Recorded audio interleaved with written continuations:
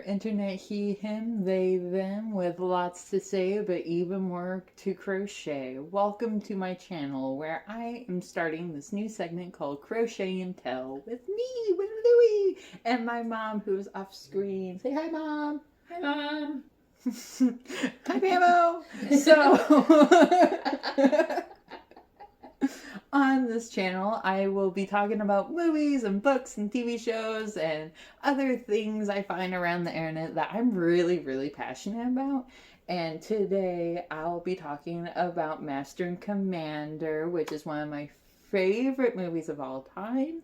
And I will also be crocheting a character to go along with the topic. So I'll be crocheting a crew member named Davies. He will be a wombat today.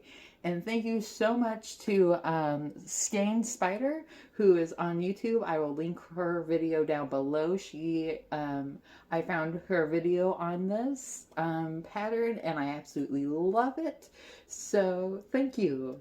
I'm using a 6mm crochet hook today. Let me see if I can find it. Yes, it's a nice purple color, and I'm using this nice. What was the color I said, Mom? Taupe. Taupe. A soft taupe color, along with pink for the accent colors and black for the nose. And I crocheted these cute little eyes that I really didn't have a pattern to. I just kind of like looked at a reference photo. So if you want that reference photo, I'll link it down below too. You can crochet along with me as I tell you about this fantastic movie. Without further ado, hopefully that motorcycle guy doesn't keep revving up his engine as I talk. Without further ado, let's get into the movie. I totally forgot to introduce the crew that I already have because I've made multiple of these characters. And I have them in the background, but I just didn't introduce them. So here they are now. This is Mr. Hallam. He is my favorite character in this whole movie, and you will hear me talk quite a bit about him. So Mr. Hallam is going to be on my lap the entire time because I believe in nepotism. So yeah. Next up, we got another midshipman, because Mr. Hallam is a midshipman. Forgot to mention that. But we got another midshipman named Williamson, who is very sweet. I love Williamson. Mr. Boyle, who is also another midshipman. I really like the multicolor. I really like what I was going for. Didn't really like the execution, but really cute. Next, we have Lord Blakeney. Very cute. He is also midshipman along with Mr. Calamy. And then Mr. Pollings is the captain's right-hand man. I will always switch between calling him Tom and Mr. Pollings because I feel like me and Tom are best friends. And so nothing can change that. And I'm sorry if you get annoyed with me constantly switching back and forth. It's just who I am. So you're going to have to deal with that. Next, we have Mr. Allen, who, oh, goodbye, Mr. Pollings, who is also another one of my favorite characters. He is so sassy and very bold and very strong-headed. It's just amazing. We love Mr. Allen here, and I love his little hair. It's so crazy. He's a llama dinosaur. He's an original pattern. So, yeah, shout out to Mr. Allen, being the only llama dinosaur I have. Next we have Mr. Slade, who is just a crew hand. He's pretty cool. Well, okay, I don't know how I feel about Mr. Slade now, I'm being honest, but Mr. Slade's okay in my book, I guess. Next we have someone that's not okay in my book, and he's so not okay in my book that it's making my hat fall off. This is Joe Nagel, or as I not affectionately call him, Donkey Joe. I do not like him because donkey is another word for something I can't see on YouTube, but I'm sure you can Google it and figure out what word I'm talking about. He is just mean and nasty, and you'll find out why I don't like him in this video. And also, he's missing an ear. Not by my doing. I just didn't sew it in right, and then it fell off, and I didn't give it back to him because I didn't think he had the right to have 2 ears because he was very mean. He needed to be punished. going on to Mr. Moet, who is one of my other favorite characters. I will say a lot. I have multiple favorite characters, so I'm sorry if you also get annoyed by that. But Mr. Moet is so cute, and I love him so much, and he's a sparkly little hippo. We love Mr. Moet. Then Michael Doodley, who is also just a crew hand. He's a cute little frog. Mr. Howard is a spider, and I don't like Mr. Howard, and I don't like spiders, so yeah. Next we have Old Joe, and Old Joe's pretty cool. I really like how he came out. I love that I gave him an eye patch, because Old Joe in the movie doesn't actually have an eye patch. He has two eyes, and he's a stable man. He hasn't lost any limbs, so I don't know why I gave him an eye patch, but he looks cooler. And then finally, we have Mr. Higgins, or as I love to call him, Mr. Piggins, because he is a penguin, and his name is Mr. Higgins. It's a cute little mashup. But yeah, we love Mr. Higgins too. He is the doctor's assistant, in a way. You know, he's the best they can do, but yeah, that is my crew, and I'll get back to the actual video. Take it away, me! Before we get back to me, I actually forgot Lofty, and I feel really bad, because, like, Lofty is really cute, and he's a part of one of my most favorite lines in the entire movie, so I don't know why I'd leave him out. That's just, woo! What's wrong with you? But anyway, this is Lofty. Hi, Lofty. He's so cute. He's got two different colored eyes. Because I didn't really know what colored eyes the boy had. So I was like, let's just do two different shades of blue. It looks cute. So yeah. Hi, Lofty. So this movie takes place in April 1805 during the French Revolutionary War, which is where Napoleon was declaring war on, I feel like, everyone at that point. Right, Mom? Yeah, he's just like, bring it on. Yeah, he just wanted war. He wasn't about ELE. I think they were going after Englishmen the most. Yeah, and that turned oceans into battlefronts. And that is when our main crew, the HMS Surprise, that's when they come in. And they are sent after the Acheron, which is who we are chasing throughout this whole movie. They are sent after her to take her down, sink her, burn her, and take her a prize. That'd be funny. Sink her and burn her, then take her home. Now she's yours. No, you could either sink her or burn her, or you could take her as a prize. Whichever's up to you. Whatever you feel like that day, I guess. So that's where we start. We start with the HMS. They're just sailing around the ocean. It's pretty late. I want to say it's like early in the morning, but like not really, kind of like a 3 a.m. type of thing. And everyone's kind of sleeping. It's really dark, really drowsy. The people that are up don't really want to be up because it's late. They want to go to bed. And they've been sailing for God knows how long at this point.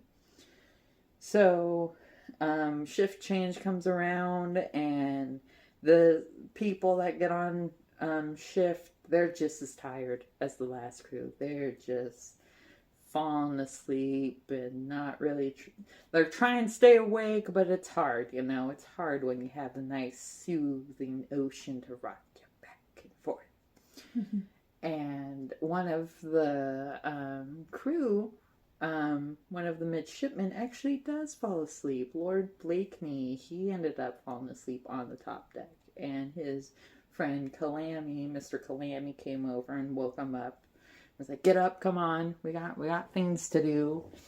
And they start getting up and doing their thing when all of a sudden Mr. Slade, he hears something, and he calls for Mr. Hallam, because Mr. Hallam is on watch. He is like the leader of the crew right now. And he goes up and he asks what's wrong, and Slade tells him he thinks he heard bells. And he was like, oh, well, maybe it's a native fisherman, or it could be a reef market. So yeah, Mr. Hallam asks Calamy to go check the lead, and while he goes and checks the bow to see like what's going on. And as he's looking out, it's all foggy. It's early morning. You can hardly see, like the sun's not even out. That's how early it is, okay? And as he's looking, he just sees something. Just a shape. Just go by quickly. And he doesn't, it looks like a ship. He thinks it looks like a ship, but it's hard to tell, you know. He's kind of sleepy. It's early morning, and he kind of like takes double take. And at this point, Mr. Calamity came up and was like kind of asking him what he saw. And so Mr. Holland gave him his little telescope and was like, look over there. That's where the boat is. And Mr. Calamity looks, but he doesn't see anything. It's gone. It's just fog. And he's like, I don't know what you see, but should we beat to quarters? And Mr. Holland looks out. He's kind of contemplating on what to do. Then he looks behind him and he sees the crew. He sees Michael Dooley up at the front, just looking tired, looking worn out. And he couldn't call it. He couldn't do it. He didn't want to call a false alarm and have everyone be mad at him. But he also didn't want to call it, because what if it wasn't a false alarm? What if they were really under attack? So he just kind of like froze in this dilemma, not really knowing what to do. And Calamity's next to him, be like, you have to choose. You're the officer on watch. You have to make the call. And Holland just doesn't. He doesn't make the call. And Calamity does. He tells everyone to beat to quarters. And that's what they do. Lonnie, the little drum guy, that's what I affectionately called him. He doesn't really have a name in the movie, but Lonnie's out there. He's playing his drums, making everyone beat the quarters, and everyone just starts rushing around Mr. Mowat, who is, what would you say he is? He's not really a sailing master, but like really up there, like really close to the captain. Yeah.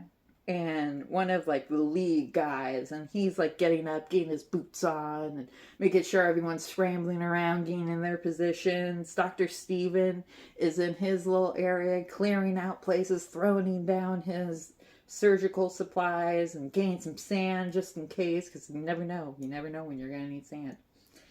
And Captain Jack, this is where we meet Captain Jack Aubrey.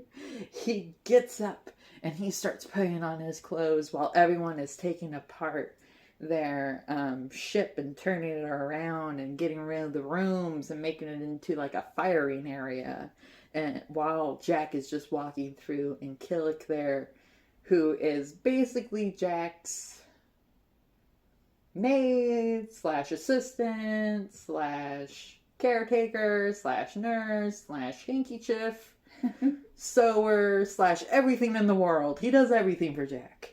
He's getting Jack ready, and as he walks up, he gets his coat on and gets his little hat, and he gets up on the top deck. And as he gets up there, we meet another big personality, Mr. Allen. Mr. Allen, the moment he walked on that top deck, he stole my heart. I don't know why. He just had so much confidence in that walk. He doesn't even have any words or anything. He just walks right up. And you know that is a man you don't want to mess with. That is a man that has seen more. And I applaud Mr. Allen for that. But as Jack is walking by, because Mr. Allen isn't important right now, I just wanted to draw attention to him. But as Jack's walking by, he links up with Mr. Pullings, who I'll call Tom, in and out all these videos, in and out for this whole video, because his name is Tom Pullings, but I often just call him Tom. So Mr. Pullings is Jack's right-hand man. He helps him sail and helps call shots at some points, I think. But ultimately, you know, it's Jack's call. But they kind of go up and they go and check with Mr. Holm and Mr. Calamity about what was happening. And they asked Mr. Holm to show him where he saw the ship. And Mr. Holm points out where he saw it. And Jack asked, well, is it a man of war? Like, could you give me some detail? Was it a ship, or what was it? And Mr. Holm kind of stumbles and goes, I thought I saw a shape.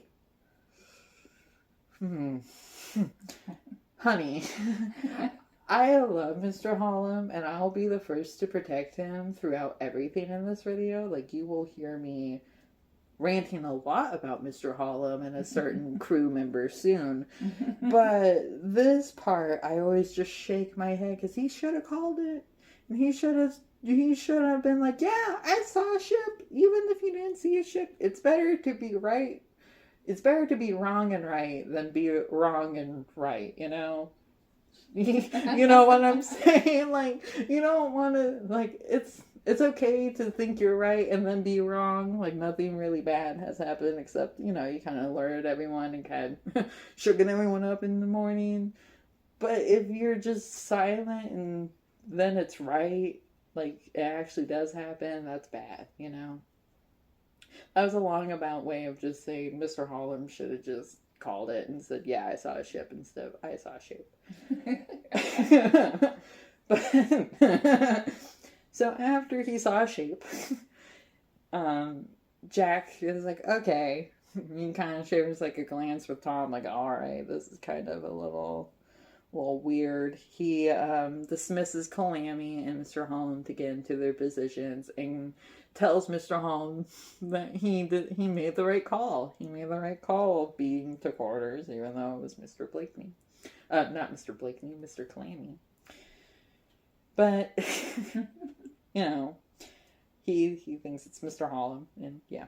So now Tom and Jack are standing up there and they're looking out, and he gives Tom the quarterdeck and tells him, you know, it's yours. And Tom's like, all right, and leaves. And Jack stays up there a bit, and he's, you know, just looking out. He doesn't really think anything's going on, but, you know, just want to check, make sure. And all of a sudden he starts hearing these noises. And he, you know, he kind of looks closer, and then he sees these lights coming from behind the fog, and the noises are getting louder and louder, and all of a sudden he knows they're being attacked. They're being attacked right now. These little oofs are shooting at them, and from behind the fog, they are hiding. They are hiding behind the fog, and it's just Solo. And Jack immediately runs. Like, he starts running and tells everyone to get down, and telling his crew get down. He's pushing some crew people over, trying to get them to safety just as the blast hits, and everyone's just laying on the ground as wood just goes everywhere because all these cannonballs are just coming from left and right and forward, and hell, I even think the back. Like, these balls were everywhere. It was crazy. And after the firing was over, everyone just, like, got up. No problem. They're just like, oh, no, they didn't see. Mr. Pollians yells at everyone to get to their stations and asks Mr. Holler for a damage report if he pleases. That's a thing I want to know. They are all so nice on this movie. They are all so very polite, even when they're dissing each other. It's just very sweet, and it's so funny to watch. Like, aw. I wouldn't mind to be dissed like that. Like, I kind of took it as a compliment before I really thought about it, but that's just me. So, where was I? I got distracted, sorry. Sorry. The cannonballs. Sorry. Mr. Pollians yells, all hands to your station. Mr. Holler, damage report if you please.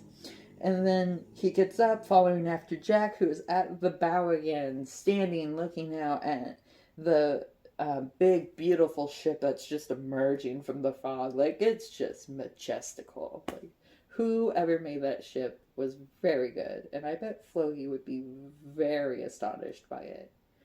Just, wow. It's a beautiful ship.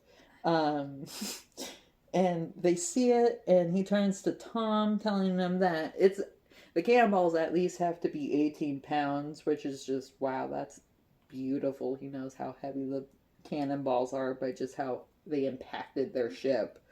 That's a very amazing superpower he has. So he tells Tom to go get their cannons ready and to get their right side ready to go and shoot at the other ship to shoot at the Acheron while he tells, while he tells Mr. Allen to bring up on the wind, which means get closer so that they could shoot better at the ship. And he tells Mr. Howard to have his men arm themselves just in case, they have to go in a battle. As Jack is walking through to get to the wheel, he sees a midshipman, Williamson, is on the ground cowering. And he walks over and he pulls him right up. And he's like, "We stand tall on the quarterdeck, all of us." And it's a beautiful scene. So cool. Like, wow. Then he turns to Mr. Boyle and he tells Mr. Boyle to raise the colors. And then he, which Mr. Boyle is like, yep, runs off and raises the colors. And then he goes over to Mr. Mowat, telling him to go straight at him.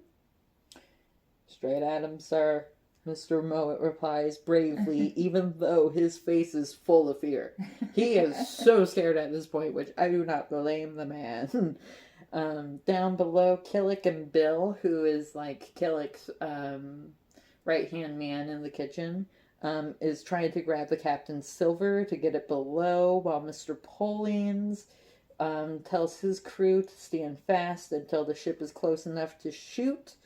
Jack tells Mr. Bonden to get closer to the midshipmen as, not the midshipmen, the midship, so like the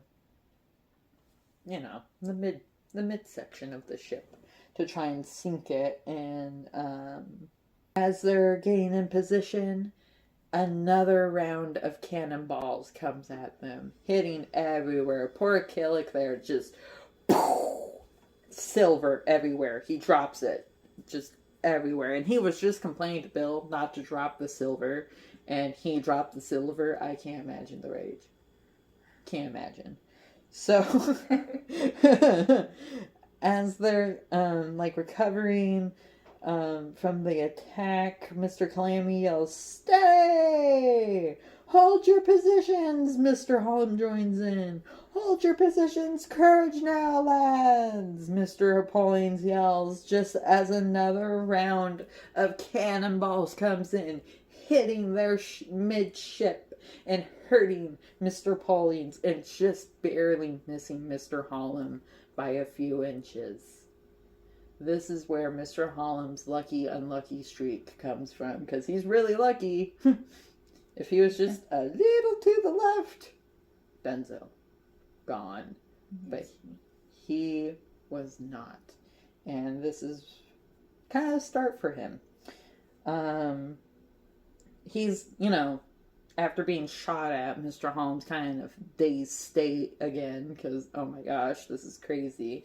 Mr. Calamity, however, is amazing and pulls it through and tells Davies and Jimmy to get the captain, Mr. Pollins below, while he tells Mr. Blakeney to go tell the captain what has happened to Mr. Pollins, which Mr. Blakeney gladly runs off to go talk to Jack about this. As he's running, we get back up to the top deck. There are crew members bleeding on the ground. Everyone's just really messed up from these attacks. You can hear them all crying as, some of them are being pulled away under below to get to Dr. Stephen so that they can hopefully be treated and hopefully be saved. Everyone is just swamped with, not everyone, Stephen is very swamped with just patience and trying to work with everyone. Blood's getting everywhere. He's throwing sand on the floor, trying to get some traction up in there, because it's bad. It is a terrible bloody show. That'd be awful, because you're still on the ocean. Yeah. And you're rocking. It'd be terrible getting injured. Mm-hmm. And then having to rely on just hoping the other crew people can take over and fight off whoever's attacking you. Because you can't do anything. You're down there injured, While on top, the cannonballs keep coming and coming, injuring more and more men, as well as the poor ship. Finally, they get close enough to fire the cannons. Now, both ships are firing at each other. It is a full-on war. The HMS is taking more damage because the Acheron had more of a sneak up on them. One of the damages they took is right to their mast. They got a cannonball right through that, and it just fell over, knocking old Joe on the head and splintering off into poor Mr. Blakeney's arm, which he doesn't even react. Like his whole arm is just mangled now with like pieces of wood sticking out, and he's just sitting there looking at it like, oh my gosh, not screaming or anything. He's just more terrified. It is an amazing, terrible scene. Like, good for that kid. Seriously, I get a splinter and I'm like, Yeah. I need help. Can't imagine getting your arm just crushed by a mass. That'd be awful. Absolutely. Mr. Mowat yells to everyone to help the injured get down below. Thank you, Mr. Mowat, for coming in and guiding us all. He tells everyone to get below. Tells the injured to get below. While Jack tells Kalami, who is pretty much running the gunship now, like he's running all the cannons because Mr. Pullings is out of commission right now. Mr. Hallam is not gonna step up. Sorry, babe. He, we love him, but I am a bit hard. But anyway, he's doing his best. Kalami is running everything, and Jack tells him good job. As the young midshipman is telling everyone to reload and give him hell, yet another cannon hits. And this time it hits right near Jack, and it kind of knocks him over to the point where he hits his head on the ship because he was walking up from seeing Kalami, and then he hit his head on that step, and it dazed him. But even though it dazed him, it pissed him off more. It really got him going. I don't even know if I could say pissed off. I probably should have thought that through. I'll beep that out or cut it out. But anyway, he was mad. He was angry that these little Frenchies over here are coming in, exploding his beautiful ship, and hurting him and his crewmates. Like, that's not cool. So he gets up and he's just fired up. F you! How do you spell fired up? F you! So, now he's fired up. He goes and he talks to he runs up to Mr. Howard, grabbing the spyglass. Oh yeah, sorry. So he's angry. He's gonna go look at who's firing at him. So he runs up and he grabs Mr. Mowat's spyglass, and he looks out, and as he's looking out, yeah, that's the right. As he's looking out, sorry, he sees the captain of the Acheron looking at him through his own spyglass, just taunting him. Be like, oh, I got the upper hand. He is just, he's getting to him. And before Jack can be upset about that, Mr. Allen calls out for him. And Mr. Allen is at the taffrail. So he goes back and looks at the taffrail, which is where the rudder is, to keep the ship going, and it's out. It's busted away. It's shot away.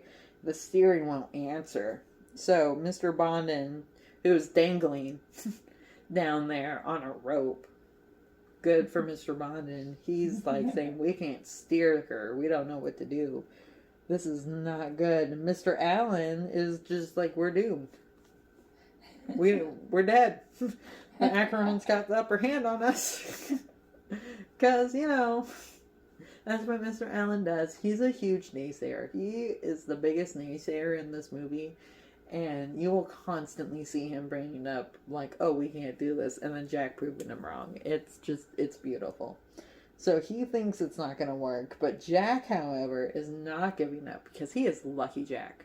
That is his nickname. He is Lucky Jack for a reason. So they're going to see another day. So he gets an idea. Just boop, immediately. And all the firing stops. And this concerns Dr. Stephen. Because, he's down below. He doesn't know what's happening. And all of a sudden, he just hears the cannons stop in his ship. It's like, why are we not shooting at the enemy? What the heck is happening here? So he asked Mr. Pollings, who is thankfully okay. He is, he is a bit injured, but luckily he is fine. Nevertheless, is that the right word? Mm-hmm. I think so. Yeah. So he's fine. He's good, and he runs up and talks to Jack and asks him, why aren't we firing? And Jack tells him to get us in that fog, Tom. And that's when this amazing look just dances across Tom's face because he is just so happy. There's confusion, there's excitement, there's like, what? There's all that emotion just captured because what Jack is doing is he had his men put boats in the water beforehand. I forgot to mention that, sorry. But they had boats in the water. And what they're going to do is have men pull them into the fog bank. Wow. So all these men get on like 4 boats. They're just piled with there's 6 men in each boat. And they are pulling for their life. They are just pulling the entire HMS Surprise on their back. They are going for that fog bank for Lucky Jack. While Lucky Jack is in the back. Laying down cover fire, making sure to keep the Acheron at bay because they won't get us. Not today. Not today. So they are just going. And finally they get into the fog. And they're all excited. Yeah! We're in the fog! Silence now! Silence on deck! Oh yeah, we're hiding. Captain Jack announces, and in the mere matter of seconds, everyone just... It's like a One Direction concert when the boys were like, okay, get it really loud, and then whoop!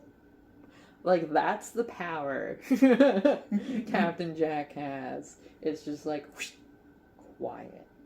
And while they are quiet, sailing away into the fog, the Acheron is firing blindly into the fog, trying to find the ship. But they're gone. They're gone. No way. You're not going to find them. How are you going to find them? You can't find them. So... You can't. They keep sailing, and finally it's in the middle of the night when the men finally get to go back on the ship. They don't have to be confined in these little boats anymore. They can go back onto the HMS Surprise and be confined on a bigger ship. So that's fun. And Mr. Calamity congratulates them because, they did a good job. So, gotta give them a little good job. So that's nice. Give them a little pep talk as they got back on. And as everyone is resting in, Jack starts making rounds to see the damage that was caused to the ship, which is pretty bad. A lot of damage was in her hull, which is the bottom of the ship, and a lot of water was getting in. And Mr. Lamb, luckily, being the amazing carpenter he is, was able to patch it up a lot. And I was able to get it down to 2 feet and 6 inches, and it was holding there. That was way better than what was actually happening in the battle, because it was filling with water. They had people handing buckets and buckets after each other because it was just so bad. So now it's standing at 2 feet and 6 inches. That's progress. And he gets congratulated too. And Jack goes to check on the injured, which there are 27 wounded, 9 of them died, and one of the wounded is old Joe, who has a severely depressed skull, and Dr. Stephen doesn't think he'll make it through the night. Very sad. Oh, old Joe. And then they move on to Lord Blakeney, who, you know, his hand's all messed up, and he's sweating, and he looks really uncomfortable. And Jack's like, "Hi, how are you?" Like, it's just, I don't know how you initiate that conversation, but Lord Blakeney is just a champ. He was like, "It's just a broken arm, sir. I'll be fine." Like, it's not a broken arm. It's way worse than a broken arm. But okay, kid, say whatever you will. So Mr. Blakeney's okay. Dr. Stephen is trying his best to take care of him because he knows that Jack and Mr. Blakeney's father are very close. And Jack explains, "I think his father will understand. It's his mother I'm more worried about." Which, like, yeah. He is a smart man, that Captain Jack Aubrey. He knows. After that little conversation, he tries to walk away, but Steven's like, "No, where are you going? Look at that little injury on your head." And he tries to stop him and look at him. So Jack kind of stops and starts talking about how, like, he's not sure how this ship showed up. Like, it's been weeks and they haven't seen anyone, and they just had the weather gauge on their side, and he just doesn't understand. And Steven's like, "Well, maybe they're looking for us. You never know." And Jack was like, "Shit. Maybe you're right." He goes back to his cabin and he starts looking at all his maps. And as he's looking at his maps, he's plotting out where they're going next. And their next kind of stop would be at the Black Shoals. So he kind of marks it. And then the next scene we get is with Mr. Allen, Mr. Paulines, Mr. Mowat, Dr. Stephen, and Killick there. And I'm pretty sure Mr. Howard is there. I don't know why I don't have Mr. Howard written in my notes. He probably, you know, I don't want to say he was definitely there. I just know that he is the Navy captain, so it would make sense he was there. But anyway, I don't know why I'm getting held up on that. But they're all there. They're drinking. They're arguing over this thing, and they're not really sure what this ship is. Like, Mr. Allen doesn't think it's a frigate. He thinks it's a frigate as much as he is a Dutchman. Like, that is how serious he's being. So he doesn't know what's happening. Mr. Moe is concerned that about their hull because the shots wouldn't land. Like, their shots would not penetrate against the Acheron's hull. Ew. That sounded awful, but it couldn't hit, like, it wasn't breaking through like their cannons were on the HMS. So that concerns Mr. Mowat greatly. And Mr. Paulines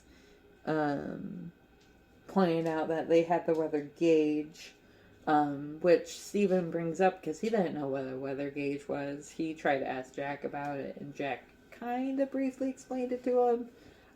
Actually, I honestly don't think he explained it to him, but he said he did. He said he was going to show him again on the paper, on the cloth, but Killick there was like, "Nope, not on the cloth," and put something under him so that he wouldn't write on the tablecloth, because Killick ain't having that. He's done with Jack writing on his cloth. So Jack ends up getting mad because he wanted to write on the cloth. Like, he wanted to be a nuisance for Killick. Let's be honest here. But he ends up just explaining that they had control over the fight because they had the wind in her favor. So they were going faster, which meant they had a greater time taking over the HMS Prize, basically. And as they're talking, Mr. Allen's like, "Well, at least we gotta go home now. Like, this is over. We could go home, repair, restock on stuff." And Jack's like, "No, we're not going home." the tension in the room built up so quick. Everyone was like chill until this point. They're like, what? What do you mean we're not going home? But like, you know, they kind of say that. That's their captain. They have to be very respectful, which is what Mr. Allen does. He's like, with all due respect, sir, which you know some petty crap is going to come out of his mouth after that. So he's like, with all due respect, sir, we have to make repairs. We have to get back to the mainland. We can't repair her on the sea. And Jack's like, oh, on the contrary, Mr. Lamb is very talented. He can repair, and we can go over to the shoals, to the dark shoals, and repair. That's what he was looking at on his map. So they're going to go to the shoals and try and see if the Acheron was there, to see if they are following, if the Acheron is following them, or vice versa. So that's the plan. They're going to go after the Acheron, which not everyone's for it. They just wanted to go home at this point. But, you know, it's Lucky Jack. He kind of just got to go with it. He has to prove it's not a phantom ship. Yeah. The phantom ship. That's what the crewmates call him. It's the Acheron. Oh, shiz. I forgot. As I'm reading my notes, Dr. Stephen called out the HMS Surprise and was like, she's an aging man of war. Which is basically saying Jack ain't got it anymore. Jack is old. He needs to retire. He needs to go back home to England. And Jack's like, what? No. Like, we can do it. Like, what are you talking about, doctor? And he gets all upset. And he's like, no. She is young at heart. What are you talking about? We just need to repair her. And, that's when, you know, they have the conversation about repairing her at the Dark Shoals. I should have added that before, but I forgot. My bad. So, after that whole meeting where everyone just gets crashed with this news that they're not going home, and Jack just basically walks away after being told, well, maybe we shouldn't do this. And he's like, well, no. We're doing it anyway. So now we're with Mr. Blakeney, who is down below, and he can hear everyone up top like banging around and trying to fix everything and trying to get her to you know, be a normal ship again. So he's down there and he's kind of resting. His arm is killing him. He looks really sick and pale. And Mr. Calamy's there because Mr. Calamy's his best friend. And all of a sudden, Mr. Blakeney asks, is it true?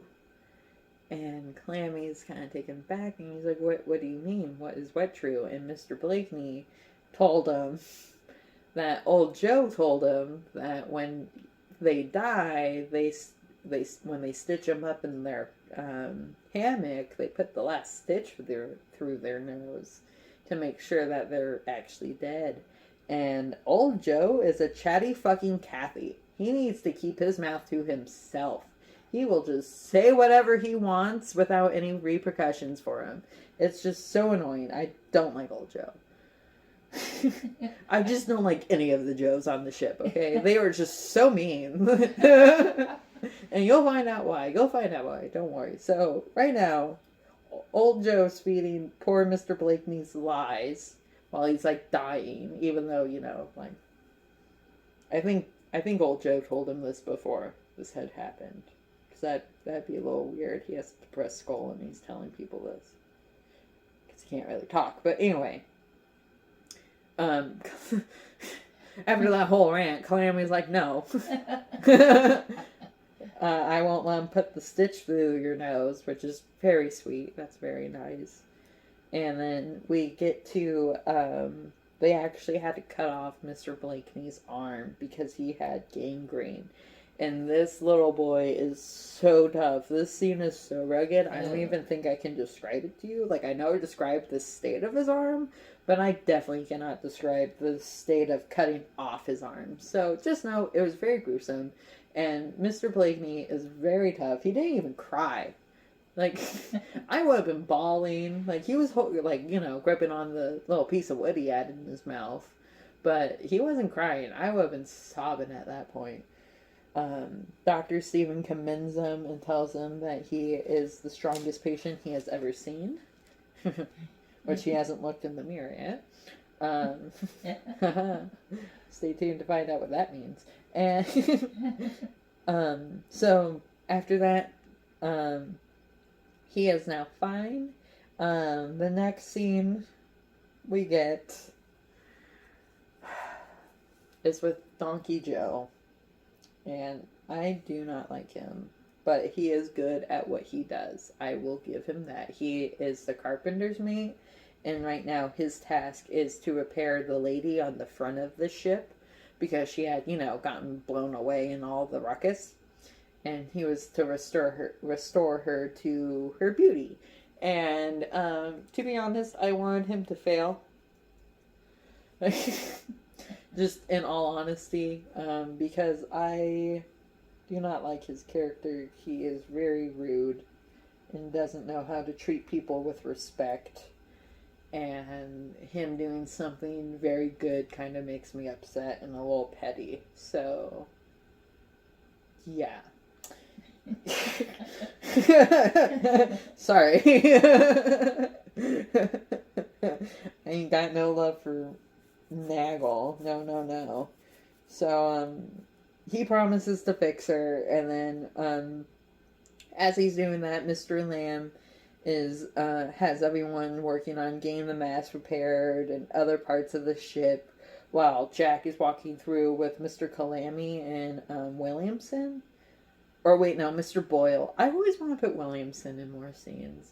I think my mind, like, subconsciously loves Williamson a bit more than Mr. Boyle. Sorry, Mr. Boyle, but... I don't know, I like that name, Williamson. It reminds me of Louis, because Louis' middle name is William. Anyway. It's a weird thing. As they're going through, making sure everything they have, because Jack wants everything in the log, so the boys are logging it in for him. During one of, like, their breaks, I guess, Mr. Mowat pulls Calamy aside and shows him something. It is this carving of Jack's initials on the wood, and Mr. Mowat tells him that he's known the ship man and boy. There is...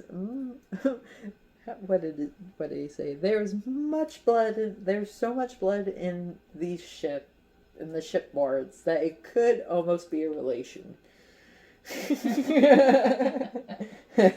Which I just find a beautiful line. Like, wow, Jack, you've been with that ship for a bit. That's amazing. But yes, after that, we go back to Mr. Allen, who was saying no. He is giving Jack a lot of guff for this, but Jack is not having it. They need to stop the Acheron, because they can't have that ship coming over to England. No. They can't have that. They have to stop it. And Jack is very confident in Mr. Lamb, and he will do his best, and that is all he can ask for his men. And he walks away. He just walks away from Mr. Allen in the conversation, which is a recurring theme in this movie that you will see. Like, almost every conversation he has with Mr. Allen, he just walks away. Like, yep, I'm done with you. I'm done with you. Which is legendary, but kind of, like, messed up. Like, I wish I could be that petty, you know. So Jack walks away. After all the hustling and working for so long, it's time for a break. And what's a good way to relax during a break? Watching Dr. Stephen perform open brain surgery on old Joe on the top deck, of course. How else would you spend your break, you weirdo? So yeah, everyone is just gathered around Dr. Steven, who is performing surgery on old Joe because they need to get some of the mass out of his head and put a coin in to like make him better, I guess. I don't know that practice. I trust Dr. Steven. He is a very viable doctor, in my opinion. I would go to him for medical treatment. That's all I'm saying. But as as he's scooping in his brains, that sounds awful. But as he's cleaning them up, Mr. Holler catches wind of everyone just sitting around watching something. He's like, "What are you doing? Get back to work, you loafers! Come on, get back!" And he's walking over and he's just like shooing everyone away. And as everyone's walking away, he looks down and is just kind of like, "What? What's happening here?" He is just as blown away as they are. Just whoa. Which Mr. Holler is such an underrated character in my eyes. He is so amazing. I love that his name fits his character because all he does is holler at people. That is a beautiful name. I think more people should have names that like tell you what they do, like Mr. Crocheter. That would be awesome. Mr. Crocheter. Or Mr. Writer. Or just, some to make it a little spicy so it's not just plain names all the time, But that's just my take. So, after the surgery on old Joe, he is brought down below for recovery. And Mr. Bondin, he is so sweet. He is down there with old Joe and he's sitting with them, trying to get him to talk. And this, I didn't really realize this for a while until like when I was writing notes for this, but Mr. Bondin is the sweetest crew member, I think, besides Mr. Hollum. Like, Mr. Hollum trumps everyone in sweetness. You can't be sweeter than Mr. Hollum. But Mr. Bondin is a close second. He is always by people when, like, they're sick or not feeling good. And he's just trying to make them feel better. And he's very caring.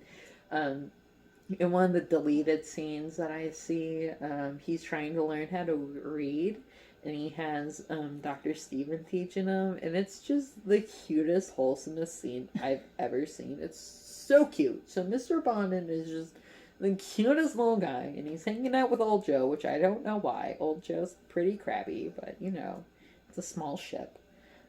He's hanging out with them. Jack walks by and he tells Jack he hasn't said a word yet, and Jack's kind of like, okay. Like, doesn't really matter. He already thinks old Joe's gonna die, I think, so he's just like, okay. Walks right by and goes to Mr. Blakeney, who is now looking a lot better. He is doing a lot better. He is now missing an arm, but he's alive. He looks healthy. He's kicking. He's rocking. And on this visit, Jack had brought a little bookie book. He brought a little book about his hero, Lord Nelson. And he loves Lord Nelson. Jack just adores him. And he knew that Mr. Blakeney loved reading stories because Dr. Steven told him. So he brought down the book that he was a part of because he actually sailed with Lord Nelson. Like, whoa. Wow. Okay, Jack, stepping up. So he served with Lord Nelson and was in this book. And this is so funny because... I'm calling myself sorry. Mr. Blakeney asks him, "Are you in this book? Like, is there a chapter on you?" And he's like, "Oh, I don't really know. I think if my memory serves me correctly, it's on page 736. And he's just like scrolling through. And we all know, I know for a fact that he had that page. Actually, no, it's page 135, but you get it. He knew the page. He was just trying to play modest for the young midshipman, which I find so cute. But, he totally plays it down, and then he's like, just read the book to find out about all my adventures. And Mr. Blakeney is really honored. He's really excited to read this book, and he's like, of course I will, sir.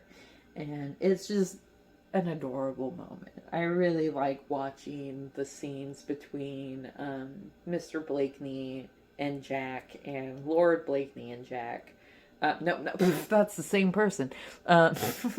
Lord Blakeney and Mr. Calamity. I love seeing their interactions with the captain, because I really feel like the captain sees a lot of himself in Calamity and Mr. Blakeney, and he just wants to mentor them as much as he can, and it's a really cute thing to see throughout this movie. But anyway, after that sweet exchange, Killick there and Bill are preparing dinner for Jack and Stephen. While the captain and doctor, while they're doing that, the captain and doctor are playing the violin and cello. And fun fact, Russell Crowe, I don't know why I spaced on his name, Russell Crowe and Paul Bettany actually learned how to play the violin and cello for this movie in specific, but they still dubbed it over because they didn't sound good, apparently.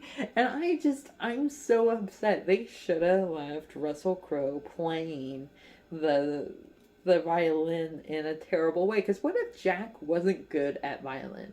Like, what if this is like right when he started violin and he wasn't this amazing violinist yet, you know? Like, I know in the books, he has a love for the classical music and violin, and he ends up playing it, and like takes a couple of books for him to really get into it, I think. But they should have just let Russell Crowe and Paul Bettany do their thing instead of dubbing over it. That is just such an injustice to them. But even though they're dubbed, it's still not up to Killick's liking. He thinks that it just sounds terrible either way. Scrape, scrape, scratch, scratch. It's not even a tune you can dance to. That's his quote. And you know what? This is my quote. I think any song you listen to, as long as you have the right vibe, you could probably dance to it. As long as you have the right mindset. Ooh, I'm choking myself on my own spit because it's like, no, don't say that. But if you have the right mindset, you could probably dance to any song. But Killick is just not in the right mindset, so he's not digging this music at all. Which is such a shame. I absolutely love this scene because it is very calming to me, just hearing the nice classic violin and cello playing, and then as they're going, there's this beautiful shot of just this camera coming down, and it shows an anchor, and I don't know why that scene has just always taken my breath away. It's such a weird scene to be in love with, but hey, I'm weird, so yeah, that's one of the other, I have a couple of different scenes that I'm just, in love with that are just, weird one-off things, but we'll get into that later. Right now, the music starts picking up, and it's now daytime, and we have come out of the water, and we're getting this wide-shot view, and as we're coming in, we see Naggle. Donkey Joe is sitting on the board, and he is finishing up the lady. And she is gorgeous. She looks so beautiful. Joe did a really amazing job on this. And like I said, I just wanted to see him fail. I don't want to see this lady looking this beautiful, but he is a fantastic carpenter, and I will give credit where credit is due. That he did an amazing job on that. And also, with the fixing of the lake, everything else has basically been repaired. All of the cannon holes are now patched up. The mast is now repaired. They even repainted her to match all the colors. Wow, they added a paint job on all this? Dang. Like, that's some sufficiency. They did a fantastic job, and I am so proud of Mr. Lamb. Props to Mr. Lamb. Good for him. Let's give him a round of applause, guys. Woo! So, now, so since you've been hearing me basically be mean and just talk negatively about Naggle, Donkey Joe, Donkey Joe. This is where we actually first officially meet him and his best mate Worley. And Worley, fun fact, is played by Joseph Morgan, who is on the Vampire Diaries and the originals. That's Klaus. And I always see reels of him, and wow, he's sexy. Like, holy shit. But I always picture him as Worley. I always see him as this crew member, the captain of the Mizzet, and it's just it's funny to me. But anyway, we get to meet these guys, and they come in, and Jack is kind of wanting to know why they're here, and Joe told him that when Joe hands him the ship that he had carved out, and Jack's like kind of looking at it, he's like, what is this? And he goes, it's the Phantom, sir. And then he corrects himself and he's like, oh, it's the Acheron. The Phantom is what the crew call her. But Worley had actually seen the ship out of water at his wedding. His sister's cousin worked in the yards, and he was able to get Worley behind, and they were able to see the ship out of water. And Worley described it to Naggle, and Naggle worked up a piece, like a little miniature thing of the Acheron, and gave it to Jack, so he knew what they were up against. And Jack is just blown away. He's like, wow, thank you, boys. He gives them an extra ration of rum, and which they are very thankful for. Killick, however, is not. He's upset because he was saving the rum for saluting day, but Jack just tells him, oh, we can have wine. Have wine on saluting day. Killick is salty. He doesn't want to have that. He walks out, and then we get to Jack showing the ship to Mr. Allen and Mr. Pollings, and they're blown away by how well built this ship is. She is very beautiful and well tamed, to where she could just glide on the water. She's so fast. Quick little thing, my doggy has joined us. Hi, Stanley! This is my dog, Stan. He's my best buddy. Well, right now he's my best buddy. He heard something outside, so now he's sticking to me. But anyway, back to the movie. Where was I? Jack says, bluff above the water and sharp below, gives the hull a finer entry and a long run as she goes aft. Aft. Thank you. That's why she is so fast. What a fascinating modern world we live in. Planking and framing like that would make her hull, what, 2 foot thick, solid oak? That's why we couldn't get a dent in. Probably Kapar of making 12 to 4 knots. Now we know. Thank God for Worley and his wife's second cousin. Thank you, Worley and his wife's second cousin. You really saved us. Now we know what we're up against. So the consensus is that she is a fast ship, and Mr. Allen doesn't think they'll be able to beat her. Of course, Mr. Allen over here is naysaying. We love Mr. Allen, though. We always need someone to be like, no, that's Mr. Allen. Because she is bigger. She is a 44-gun ship, and she can easily outshoot him. And Jack just kind of smirks, looks at the little model, and then throws it at him and goes, "She is still vulnerable at the stern, like the rest of us," and then just walks away. Legendary. The next day, we are at the trading spot. So I don't really know where this trading spot is. For the longest time, I thought it was the Shoals, but I think they had already stopped before this. So I think this is a different site, but I could be wrong. It was kind of like hard to tell at this point, and honestly, while I was writing my notes for this movie, I had already taken my notes like 4 different times because my phone kept messing up, and I just didn't want to like go back through. I'm sorry, I wanted to be lazy. So think we're at the Shoals, all right? So we're there, we're trading with people, we're all talking. It's a very loud scene.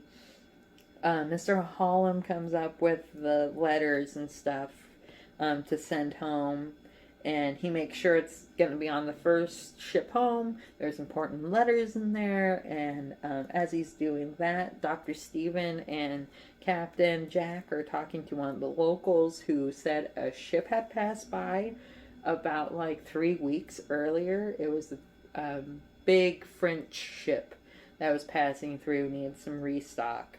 And they're a full 3 weeks ahead. This is bad. They're getting the upper hand on them. And they're like, okay, all right, we need to wrap this up. We got to go if we're going to catch up to them. So he tells, Jack tells Mr. Pollings to tell Mr. Holler to get everyone to go. And Mr. Holler, wrangles in everyone because that's his job. And at that, so after that, everyone like goes and we're sailing, and at dinner, we have dinner with Captain Jack, Dr. Stephen, Mr. Pollings, Mr. Mowat, Mr. Howard, Mr. Calamy, and Mr. Allen, and Killick and Bill are there. But they aren't really partaking in the dinner like the others are. They are just kind of there to like serve them and refill their drinks. But it's a lively group. It's a lively dinner. Everyone's laughing. It's a good time. And then Jack tells everyone, grabs his drink, and tells everyone, "Well done, gentlemen, to wives and to sweethearts. May they never meet."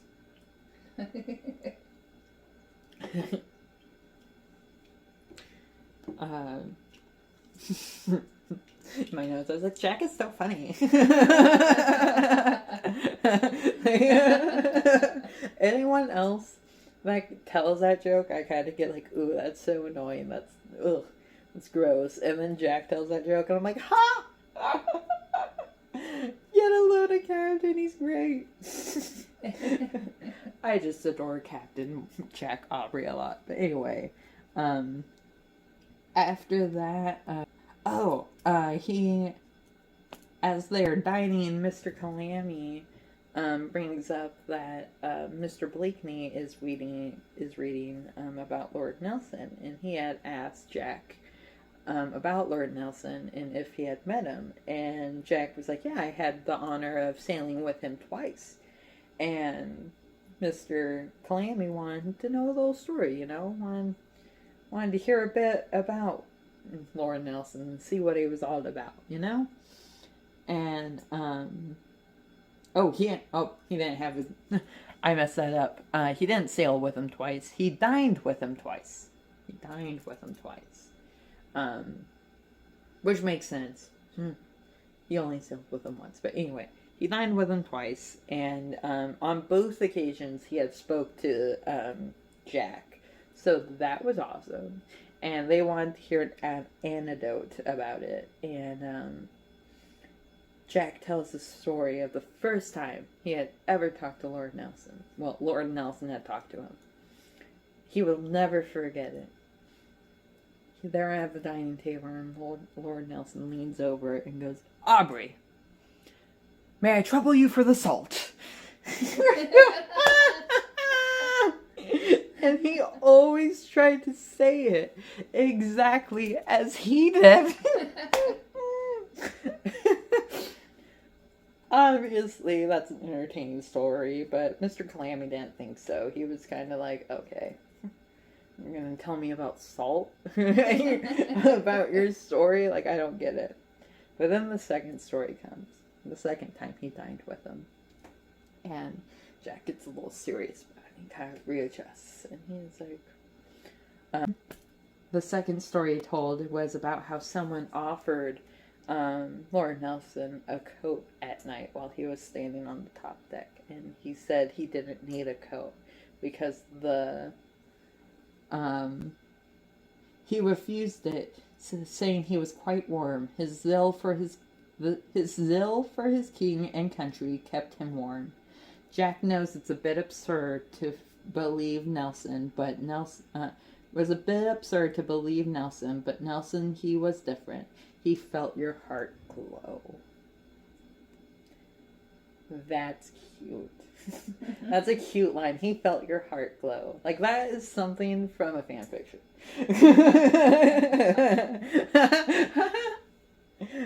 Captain Jack Aubrey was the original fanboy. I can totally buy it. But, 1, 2, 3, 4, 5, 6, 7, 8, 9, 10. Sorry, I had to count up my rounds, make sure I'm actually doing the pattern right. I forgot I was crocheting while making this video. Whew. Anyway, back to Lord Nelson. So that is cute. But, Jack has a best friend. And his name is Stephen. Dr. Stephen. He loves to just poke fun at Lord Nelson any chance he get, or just poke at Jack, just get on his nerves, because that's what best friends do. Am I right? Like, they just gotta get your Felipe every once in a while. So he says, well then, he would seem to be the exception to the rule that authority corrupts. Oh. Dr. Stephen, more like Dr. Petty. He is so sassy, and it just brings the mood down. Everyone's just kind of like, oh shit. Like, is this fight gonna happen tonight? Like, like, uh-oh. But luckily, Mr. Mowat comes and is like, well, to Lord Nelson. To Lord Nelson. After they toast to Lord Nelson, Jack looks down and he sees these two little bugs on his plate, and he asks Stephen if he sees those two weevils, and Stephen's like, yeah, they're right there in front of us, why wouldn't I be able to see them? And Jack asks, which one would you choose? And Dr. Stephen's kind of like taken back, and he's like, neither. There's not scrap a difference between them. They're both the same species as Calahuya. And Jack's like, oh my gosh. Of course, he's going to play this game. He's like, well, if you had to choose, if there was no other option for you to choose. And Steve's like, well, since you're twisting my arm, looks at him closely, and goes, I would choose the right hand weevil. It has significant advantage in both length and breadth. There, I have you. You're completely ditch. Don't you know in our service you must always choose the lesser of two weevils?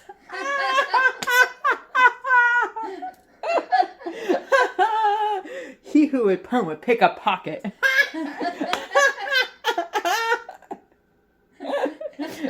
The lesser of two weevils. So, the dinner was quite fun for all of us. There was a lot of drinking. Mr. Allen is now just completely sloshed because of that dinner. It's funny watching him in this next scene, because we go up on top deck where everyone is just partying. They're having a grand old time. They are just singing. They're clapping along. Fucking jackass Joe's jumping up over here, up on the table. Not even the table, the barrel, dancing. He can't even dance. And they're encouraging him. I don't even know why. In the background, you can see Mr. Hollum, and he's got a little smile on. He's all happy, and he's kind of like going along with the beat. And then they start on this song, Spanish Ladies, and I love the song. It's a great song. But as they're singing it, Mr. Hollum joins in, and everyone just stops as soon as they find out he's singing. And poor Mr. Hollum is just left on his own singing, and he looks really nervous, and everyone's just kind of like looking at him like, what the heck are you doing? And Dr. Steven tries to make it better. And it's like, what a truly magnificent voice Mr. Holland possesses. But, like, no one's going along with it. They didn't want him to sing, which is so stupid. He has such an amazing voice. I don't get why they didn't want him in their little song. But this is where the conflict begins between Mr. Holland and Nagel. Because Nagel was the one that made the music stop. He saw Mr. Holland singing, and he stopped, and then his little buddies joined in, and then they all stopped, made Mr. Holland really uncomfortable, and then started singing, leaving Mr. Holland out. And they were so damn loud that the Acheron can hear him from across the sea. Yeah, the Acheron is there, and they can hear him, thanks to Nagel and his buddies now. If Mr. Holland was singing, no way. They would never hear him. He is so quiet and so sweet, but yet no. They had stupid Nagel and his buddies drunkenly singing Spanish Ladies, giving away their positions.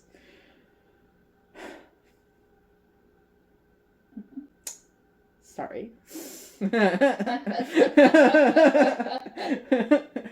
I really don't like Nagel because he picks on Mr. Hollum so much after this point. And it makes me mad because there is no point in him treating Mr. Hollum like this. Like, absolutely no point in him doing this at all. But yet, he's being stuff I can't say on YouTube. I have to really censor myself because I just want to cuss when it comes to him. He just gets me going. Oh, I forgot to add in at this part because Nagel was just getting me so fired up. Before that whole, like, Mr. Hollum and Nagel drama happened, they brought up old Joe from the bomb deck so he could, enjoy the festivities. And this will be, like, the first time that Joe's been out from under the deck since his surgery. So they move him up, and they're all having a good time. Then all of a sudden, he goes, "The Lord giveth, and the Lord taketh away." And everyone's so excited. Mr. Bondin is like, he spoke, doctor. And it's been like a while. I want to say months at this point. I don't really know. They don't really tell time on this ship, which would be terrible. But Joe hasn't spoken since the mast fell down. But what they didn't realize, and what, like, I kind of didn't realize either until, like, going through and rewatching this multiple times, because I watched this for, like, a year, despite my storytelling in this video. I was just really flustered. But anyway, after this point, he only says Bible verses for his, like, he only talks in Bible verses. He talks about, actually, you know what? I'm not going to spoil it, but just know that's what happens after this point, and this is where it kind of begins. Just like a interesting little footnote. So just think about that, and yeah, I'll let you get back to the video. Back to the movie. So the Acheron is now here, and they don't strike until early morning. They are trying to come up on him, and Jack wakes up to everyone yelling about it, and he gets up, and he sees Mr. Allen first, and Mr. Allen looks like he has a blanket over his shoulders. It's really his coat, and he had probably just gotten up so he couldn't, get dressed in time, but I just like thinking he was so tired in the morning that he just took his little blankie with him to go look at the ships. Because he couldn't be bothered with it. And heck, he's the sailing master. He can do it. Like, who's going to tell him no? Captain Jack? Well, yeah. But at that moment, it didn't matter. All that mattered was the Acheron was closing in, and Jack is mad. He gets up there and he looks, and he's like, "No, we are not letting them sneak up on us." And so, he turns to his crew and tells them to run like smoke and oakum. And Mr. Allen's like, "What? No." We can't do that. They'll catch up on us. And he's like, "We'll pull out our damn pocket hankies if we have to. Let's go." So everyone just starts double timing, just getting everything ready, trying to go as fast as they can to keep just out of her rage. While Jack is standing looking out at her. And he's trying to wonder, why is the Acheron following him? Like, why is this happening? And he hopes he hasn't had killed the guy's child, because he's like, "Oh, what if I killed a relative of his, perhaps a son, God forbid." And Dr. Stephen looks at him and goes, "He fights like you, Jack." Sometimes it doesn't sound like he says that, but he says he fights like you, Jack. And he just kind of gives a little smirk, and Jack's like, "Oh, well, yeah, that's true." And he turns away and walks away. And then he goes and has a little class with the midshipmen. Because the midshipmen are kind of like, they're trying to be trained into becoming full-on sailors and being like sailing masters and stuff, like Mr. Allen and Mr. Pullings and stuff like that. So they're teaching the midshipmen right now on how to tell the time with their sextant. And they're all like, they're pretty distracted because the Acheron is right behind them. And they keep looking, and Jack keeps like getting them on track. And Mr. Pullings needs to talk to him. And Jack looks at Mr. Holm and goes, "Okay, Mr. Holm, this is your class, call noon." "Yep," and then walks away. And as he's walking away, you can hear Mr. Holland's little voice go, "Sir, that's noon." He doesn't know what to do with the class right now. But it's noon, so that's good. Poor Mr. Holm, he just gets ignored. Because Captain is talking to Mr. Pullings, and Mr. Pullings informs him they probably have maybe 6 hours left before the Acheron catches up, or 6 hours of daylight before it gets dark. And Jack tells him, like, maybe 5. Seems like a fast day. Just keep us out of reach, Tom. Then walks away, and he goes to check on Mr. Lamb, who is building like this weird contraption. It's like a raft with like this mass thing going on, and Calamy's kind of looking at it, and he doesn't really know what's happening. And Jack walks up right next to him, so he asks him, he's like, what are they making, sir?" Jack smirks at him and goes, "Your first command," and then just walks away. He has such a bad habit of just walking away and not explaining himself. I'm like, get back here. What do you mean this is my first command? I don't know. I'm not confident. Okay. So now it's late. It's now dark, and they're lowering what Mr. Lamb had built. And what Mr. Lamb had built was a faux back end of the HMS. So it was like this little raft with a mast, and then these 2 wood planks that went out. And then lanterns on it at, I think, 3 different points. And it had lined up with the back end of the Surprise. And what they're doing was they're getting it out and behind her.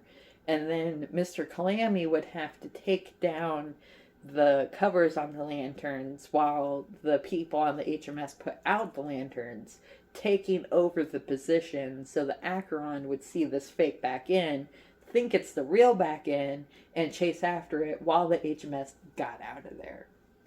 Crazy plan? Even crazier, it worked. Like, what? That is just, it's so fast thinking, so amazing. I'm so proud of Mr. Lamb and everyone that made that. Even if Nagel was a part of that crew, I can give him a little, like, wow, good job. Not a big one, because screw him. He's mean. Bravo to Calamity. Yeah! Nighttime in the ocean. Yeah! And he had to just swim out there and then hope to get pulled back. And like the entire time as he's up there, he's being fired at by the Acheron. They are just outside where the cannonballs won't hit the surprise, but could have hit the raft.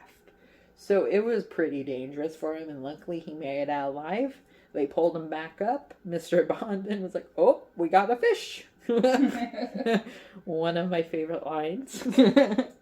And they cover him up with a little blanket, and doctor comes over to make sure he's okay. Jack tells him good job. He tells Mr. Bondin to go take up the wheel, and he follows shortly after, and they start spinning. They start spinning that wheel like it's the Price is Right. They're just going. It's an amazing scene. They are easting. They are going east, and as soon as they are set east, they stop, and they are just out. Like, here's the back end that they had dropped, and then here's the HMS, and then here, like way over here, was the Acheron shooting at the back end. It was amazing. Their plan had worked, and wow. You would think, like, I would not be this surprised by Captain Lucky Jack, but I'm still like, whoa. I can't believe that worked. And Mr. Allen couldn't believe it worked. He was like, wow, good job. And since they're watching out, and the Jack and Mr. Mullins and Mr. Allen are up there along with Mr. Howard, I'm pretty sure, and not Mr. Jack, Captain dismisses him and tells him he'll take the first watch. So all the men stand down and they go away. And now we go down below with the crew. Who is eating dinner? They're all eating, and Michael Dudley is like kind of freaking out. He thinks the Acheron is a phantom ship. She is so fast and sneaks up on them and has already done it twice, so he's scared. He doesn't know what's going to happen. But Nagel, I hate to agree with him on this, but was like, don't worry. The captain isn't called Lucky Jack for no reason. Which is true. He is very lucky, but I don't like that Nagel said that.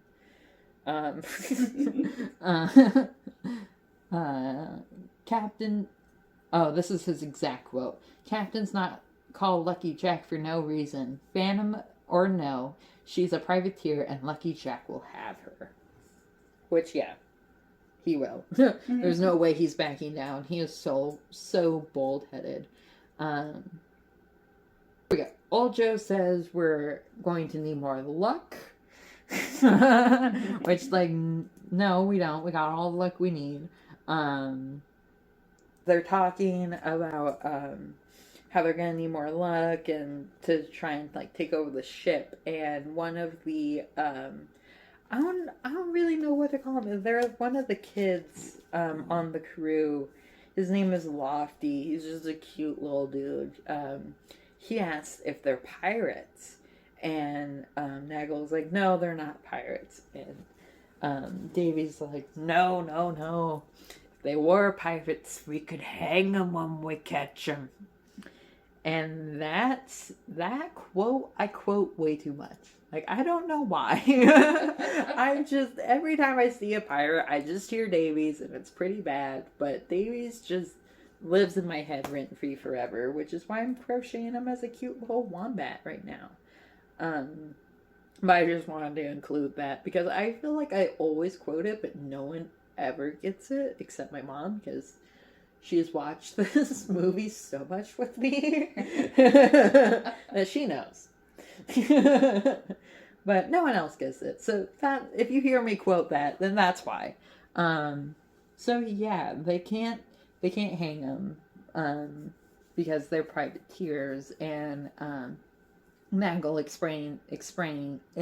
Nagel explains, English is nice when you know it. Sorry. Nagel explains privateers have a paper from the French saying that they can hunt down anything that bears the England flag, and they can go after it. And they usually go for like wealth and stuff, and try and take all the gold and stuff away from the ship. So basically, they're like a fancier pirate because they got a little paper saying they could do this. That's like my takeaway from it. But anyway, now we are far. Whoa, we're scene. We go back to Jack, who is up top. Looking at his map. Killick comes over and gives him the last of the coffee, and Killick's kind of grumbling about how he's gonna catch a cold. How he just drank all the coffee, and he just kind of like waves him off, like, okay, bye, Killick there. And he grumbles and walks away. And after a minute, Jack clips his little pocket watch that he had open, or not his pocket watch, his compass. I don't know why I called it a pocket watch. His compass away, and tells Mr. Bondin that it was enough easting, and that they should set a course for south-southwest. And Mr. Bondin gets the cutest smile on his face as he goes, "Aye, sir, south-southwest." And they make a turn. They're going for the Acheron. And this is their time. They're going to sneak up on the Acheron, and they're going to take her surprise. They're going to make her be caught off guard. So this is their time to shine. And they are gliding smoothly in the waters. They are going so fast. It is now daytime. That is how fast they're going. They drove so fast it changed scenery. So now it's daytime, and they see a ship not far from where they are, and they can see the back end of her, and they're pretty sure that it's the Acheron, and the whole crew starts cheering. They're like, yeah, she's ours, boys, woo! Captain Jack and Mr. Pollings, who are up top, like at the nest area, start sliding down. They kind of have like this little competition between each other to see who can get down to the deck fastest. Jack won. He cheated. Mr. Pollings even called him out. He was like, "No, you cheated," but Jack just laughed him off. And he won. And Mr. Allen's standing there as Jack jumped down, and he looks a little mad, Mr. Allen. He can't believe this is happening. And what does Jack tell him? He tells him something. Set royals and courses, which he does, and have the eithers placed along the rails, and then Jack just walks off. Mr. Allen grins and turns around to Mr. Pollings and says this line in the most, I don't know how to describe it, condescending, but not really condescending. I don't know if that's the right word, but like, in the harshest manner ever. But it's a compliment, okay? It's a compliment. At least I'm pretty sure it's a compliment. But this is what he says. "In all my years, I've never seen it like this. Has to be more than 100 sea miles." And he brings her up on his tail. "That's seamanship, Mr. Pollings. By God, that's seamanship." Like, okay, Mr. Allen. Then he just walks away after saying that, because he's weird. He kind of insults the captain, but is still like, wow, he's cool. And we get this cute little moment with Jack and the midshipmen, and they're all looking out, and they're like, "Oh, we totally have her this time, sir. She's ours." And Jack tells him not to put all the eggs in the pudding, because you never know what could happen. And tells him to do this little thing, like scratch a stag and spin it 3 times, and then say the phrase like 5 times. You know, those little tradition things, little superstition things you do. But as they do this, the wind is kind of picking up, and it's kind of getting bad. And then, all of a sudden, it turns into a full-on storm. They're just going in this crazy storm. It's bad. There's water coming at him from all around, just up, down, from the sides, from the back. It's coming from the ocean. It's coming from the clouds. Just water is everywhere, and it's making the HMS Surprise sink. Like, she is sloshing all over the place. People are falling over. Mr. Moat's trying to get lifelines out there for everyone. But it's so hard. Everywhere. Mr. Mowat is calling out to Mr. Mr. Holler to get out lifelines. Just so that, they can have something just in case they fall in the water. Get livestock below and tie down anything that they can't move. It's getting serious. The storm is taking out everything. Dr. Stephen comes up to, see what's happening. And as he does, he looks out and a wave just comes washing over him and makes him stumble back a bit. He finds out that they're at Cape Horn. They're near Cape Horn. But because of the storm, they can't stop. Because it's a little dangerous right now. And down below, people are wrenching out water. Like, literally, just trying to get it out. And people are gathered, trying to stay warm. Old Joe's telling everyone that the devil's on the Acheron, and it's leading them right into the trap. We get it, Old Joe. Like, there's stuff going on. You don't gotta remind us. Like, you're just a Debbie Downer right now. The ship's bearer of bad news over here. I cannot. Up above, we find out that the Acheron is making a run for the Horn. But Mr. Lamb doesn't feel comfortable chasing after him because he doesn't feel like the mass will hold up in this type of weather. But Jack doesn't care. He's not letting the Acheron slip through his fingers. So he tells Mr. Lamb that his concerns will be noted in the log and that they're still going after him. Which is just, that sucks. Because you can't say anything, and that's your boss. So you kind of just gotta bite your tongue and be like, damn it, we're gonna have to fix another mess. So he orders the sail trimmers to their stations to get the sails off the ship. Worley and his crew start going up the masses. Now, Worley is the captain, okay? He is the captain of this. He, on the IMDb, captain of the Mizid, okay? And so we all know. He's the captain of tying down and untying stuff up on the sails and should do this even in the worst of weathers. Worst of conditions, just saying. So he's the captain. He's getting all that done. They're trying to get that taken care of as they just go through wave after wave. But the good news is that they are gaining on the Acheron.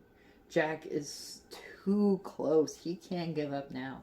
Jack tells Mr. Bondin to set a course for southwest by west, and then orders Mr. Clammy to get the idlers and wasters below.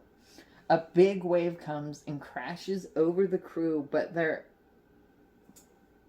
undeterred. I almost thought that said underrated. But it's undeterred. They were undeterred by this, okay? They're all holding their ground and holding on to things to keep each other from falling off the ship.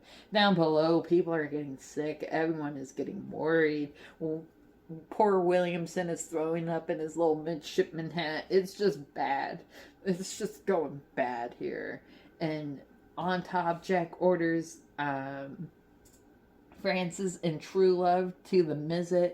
Then it cuts to Worley's crew getting their stuff done and them climbing down, all except their captain, Worley. He stays up on the sail. He's having a hard time getting down this and can't really, I don't know what he's supposed to. I don't know if he's supposed to tie it down or get it down. I think he's supposed to tie it down, but he can't do it either way. It's a struggle. So Mr. Allen sees this and taps Mr. Hallam on the shoulder, and it tells Mr. Hallam, climb up there and go save that guy. And Mr. Hallam kind of looks up and is like, okay, I'm gonna need some help. And Mr. Allen's like, yeah, I'll send some help. And then, like, sends him away. So Mr. Holland takes off like a true hero, just climbing up that mast. He is climbing up that mast to make a deal with God. He is Kate pushing it right now, okay? Just to save Worley. And he is doing his best, and that's all we can ask for. Thank you, Mr. Holland. as he's doing that, Jack is trying to get the men up there to help, but then it's too late. Mr. Holland just goes into a panic because what happened was the storm was getting worse and Worley was being freaked out, and he starts calling after Mr. Holland. And Mr. Holland, I feel like he was running on adrenaline at this point. Like, I feel like he was just given this order and he had to go and do it. He wasn't even thinking about what was going on. He just went and did it, you know. He was in it. He was in it. And when Worley yelled out to him, it kind of brought him back. And he was like, holy cow, I'm up on this big mast, dangling over the ocean in a storm. It could fall over at any point, and I have to save this dude from the top and bring him down somehow. And he just freaks out. He stops climbing. He holds onto the mast, and he is just in his little frozen state. And as he's in this state, the mast starts breaking, and eventually it falls, taking Worley with them. And because Worley had a lifeline, it was tangled up in the masses. And the mast's ropes, and that was acting as an anchor towards the HMS and was pulling her down towards one side, nearly sinking her. And as he's like Worley struggling in the sea trying to get out, all his friends are yelling to him, swim! Swim, man! Hand over hand! Like, just trying to encourage him. I know what they're doing, but it was still just annoying. Like, I'm trying to swim here. You don't need to tell me to swim. I know this is a life-threatening situation, but they're yelling at him. And Mr. Allen tells Jack that they need to cut it off. They need to take care of this. There is no way that this can end well for any of them. And Jack kind of holds off for a minute, but gives up and gives Mr. Allen the look. And they just share this look, and Mr. Allen knows that's the go get the axe cutting rope wood. Or, you know, the axe cutter. Just go get it. And he goes and gets the rope cutter and comes back and lays it out in front of Jack. And Jack looks at Nagel, who's right next to him, and hands him an axe. And Nagel, without hesitation, just starts going to town on his best friend's lifeline, cutting him off. Killing him. Yeah. His best friend, you know. Sentencing him to his death. Letting him loose out to sea. Yep, just letting him drift. They don't even have a barrel for him. They couldn't even get a barrel. That's how much Nagel didn't care about him. He just... You know. Sorry. They're best friends, by the way. But it's still like... the way he cut that rope was too fast, you know? Too fast for my liking. But... so that's sad, I guess. He kind of killed his best friend, and he's kind of sad about it. I honestly don't have any sympathy for Nagel at this point. Like, I know it's a dramatic scene, and he just, like, lost his best buddy, but again, he kind of cut his best buddy to his death. And I more feel bad for Mr. Holland in this situation, because he was so close. And he was right there to saving him, but then he just had this freeze moment, which is normal.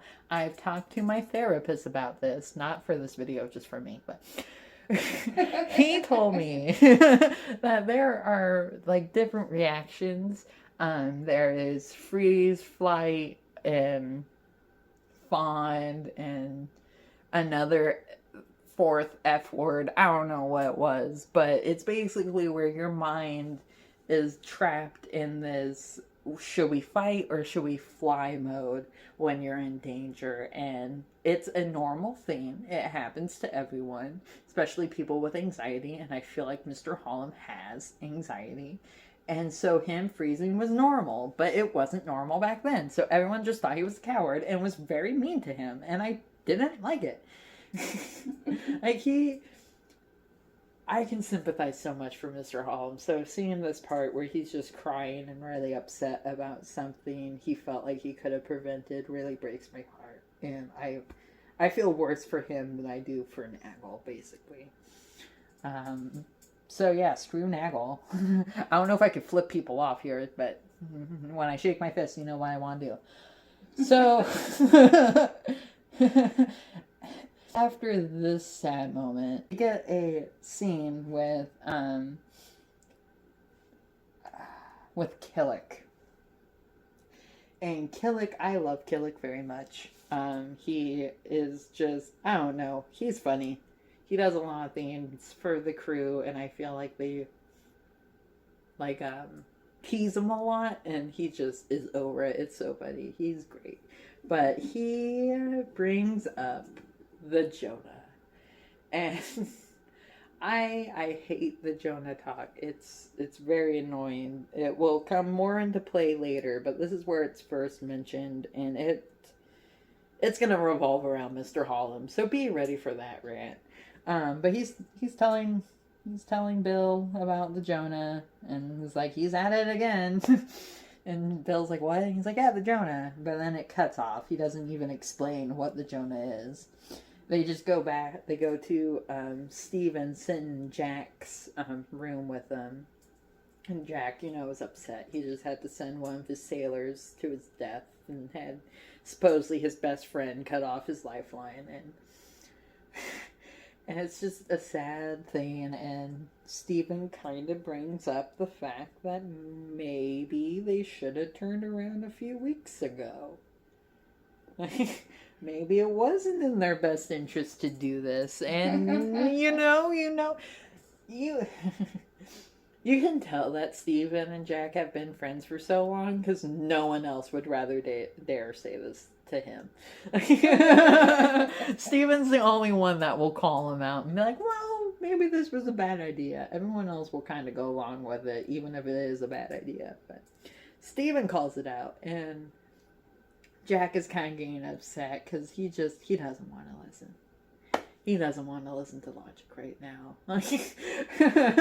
We've all been there, where you're just so upset you don't want to know what a logical standpoint is. You just want to be sad right now, and you want to be grovelly, and that's fine. You could be grovelly, but Steven's trying to get him out of that.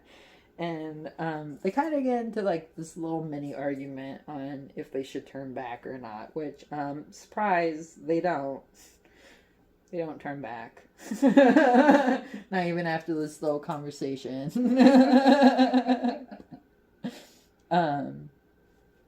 Jack expresses that he's really nervous about how everyone is going to take Worley's death, because Worley was very liked amongst the crew, and asks Steven if anyone has expressed anything to him, and Steven's like, well, are you talking to me as a captain or as a friend? That's a scary line. Yeah. And he was like, as the ship's captain, I would say there's little I detest more than an informer. And Jack's like, now you're talking like an Irishman. Well, I am an Irishman. Well, as a friend then. Oh, Jack. You don't want to open up that can of worms. And then that's when he's like, well, we should have turned back. We should have turned back. And he spoke plainly, and that wasn't good. Jack wasn't there for that. He didn't want that. And Jack just brushes it off. He takes offense to it, and then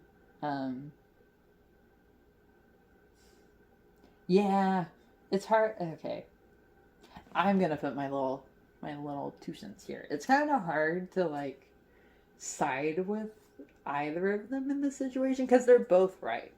Like, Jack does have orders to keep going after the Acheron, and he shouldn't just stop because of one crew member's death. Like, sorry, Worley, there's just casualties of war, and you were one of them. Sorry. You're now a vampire, so you're living a life. But anyway. So Jack's right. He has to go after it. But also Steven's right. They should have turned back, and they should have gone home, because this has gone too far. But they couldn't turn back, you know? They had orders. If they had gone back and then England was taken over, you know how much anger everyone on that crew would have, knowing they could have stopped it? Like, yeah, even if it was one ship, they would still be angry, you know? I would still be angry, so I get it. It's hard to, like, pick sides. But, after that conversation, we jump back to the men fixing the mast again. Because that's all they do now. They just fix the mast and patch up the boat. And it's really windy. And Mr. Lamb's really concerned about the wind. But Jack doesn't care. They're going. They're going to sail around the wind. They're going to go as far south as they can to get around the wind.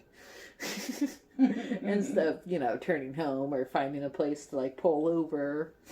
Like they did in Shoals or whatever, but okay. They just keep going, and they go south to the point where it's just snowing. It's snowing on their deck. It's just iced over. Some of the crew was even having a snowball fight at one point, I think. Like, that's how much snow there is on this ship. And finally, we get this happy scene where everyone is just laughing. There's just this boisterous laughter, and it's very bright. Dr. Steven doesn't know what's happening. He's kind of like, oh, why are we celebrating? And it's because they're going back to the sun! To the sun! They're so excited to finally get back into warm weather, right? Because it's just been hell in the snowy areas. And because they're going back to the sun. They're going back for the sun. No, they're going back to the sun. Jack had Killick there make an amazing dessert for them. It is fantastic. He had him make their destination, which their destination is the Galapagos Islands. The Galapagos Islands! Fun fact! Ooh, another one. This movie was the first ever movie to be filmed on the Galapagos. So, that's really cool. And everyone is super excited about this, right? Because they get to go to the Galapagos. Except Steven. He's a bit wary of the situation. He's kind of like, oh no. The Galapagos, okay. Like, he wants to go, but then there's also a little bit afraid. Like, I don't know. I don't know if this will work out. But Killick brings out this pudding Galapagos. It is just amazing. He made the entire island out of pudding in one day. Good for him. Just to be destroyed by Jack in like the mere matter of moments. If you look in the background, Killick's face in the scene is so funny because you could tell he's so angry that his work is just being destroyed within the matter of seconds. Like, and Jack is being so sloppy too. He cuts off like Redondo Rock and serves it out, and then he goes, and then the Acheron for me, and then just shoves the Acheron in his mouth and gets it everywhere, and Killick just looks so upset. But anyway, after this delicious dessert, they're so full, they're so happy, and Mr. Allen is just feeling it. He starts singing. Safe and sound at home again, let the waters roar, Jack. Safe and sound at home again, let the waters roar, Jack. Long we tossed on the rolling main, now we're safe ashore, Jack. Don't forget your old shipmates, rally, rally, rally, rally, ride, oh. We have worked the self-same gun, quarter deck division, sponger I and loader you through the whole commission. Long we tossed on the rolling main, now we're safe ashore, Jack. Don't forget your old shipmates, rally, rally, rally, rally, ride, oh. Ha ha! Oh, such a good scene. Hearing Mr. Allen's scene, I didn't do a good version of it, but Mr. Allen's voice in that scene is just beautiful. I really suggest go watch the movie. I should have said that at the beginning of this video, but rent it somewhere. It's amazing, and Mr. Allen's voice is worth it. So is Mr. Holland's. But anyway, after that beautiful scene, finally, Stephen gets to talk to Jack about their destination, and the doctor has heard many tales about this place and it's all of its beasts the island holds. And Jack says that when they get there, they'll have to refuel up on food and water. He promises while they're there, straightening everything up, Stephen can wander at will, collecting anything for at least several days. At least several days. Okay? At least several days to collect things. Stephen can roam around the beach. Several days. For several days, okay? Jack promises him that. Remember that, okay? Jack promises him he can roam around the island for several days. And Stephen goes back to his study, really happy because he gets to roam around the island for several days. And Padine and Mr. Blakeney are there with him, and Mr. Blakeney is reading about thespians, which is a type of bug that can disguise itself in order to survive. For example, a spider making itself look like an ant in order to get past any predators, or get past any predators, which is just disturbing. I hate that. That is awful and deceitful. What the heck? But anyway, so after this cute little interaction, we get to the Galapagos, and everyone's happy. It's the day. They are in the sun. It's happy. They made it to their destination. Mr. Blakeney comes running down. And he's like, Sir, we reached the Galapagos. And Stephen comes running out with this little book, so excited. He's like, I'm coming. And he gets up, and everyone is just admiring the island as they're coming in. And, the island's pretty bare. There's not many trees or anything really at the beginning of it, and there are some animals. There's lizards and birds that comrays. They have like little wings, because I actually learned this from the nature dog Mary, was because the Galapagos is so home to them. It's so easy to get around that they don't need to fly, so their wings just kind of shrunk as they lived on the island, to the point where they just kind of came close to their body and weren't really useful anymore. It's fairly crazy, but they see those birds and everyone is in awe, except for Mr. Slade and Michael Doodley, because there's no women on the island, which is not natural in Mr. Slade's opinion. And they're just looking around, and of course, while the whole crew is mesmerized by this beautiful island and all its creatures and wonders, Jack is looking off in the different direction. not at the island, just at the open ocean, right? I don't know why. He's just looking out there. And all of a sudden, he sees a little boat with 4 men on it, and they're waving a white flag. And Jack immediately calls to his men to get ready and have people board on ship. And they get these people on ship, and we find out that the main person that runs that little boat is named Mr. Hogg.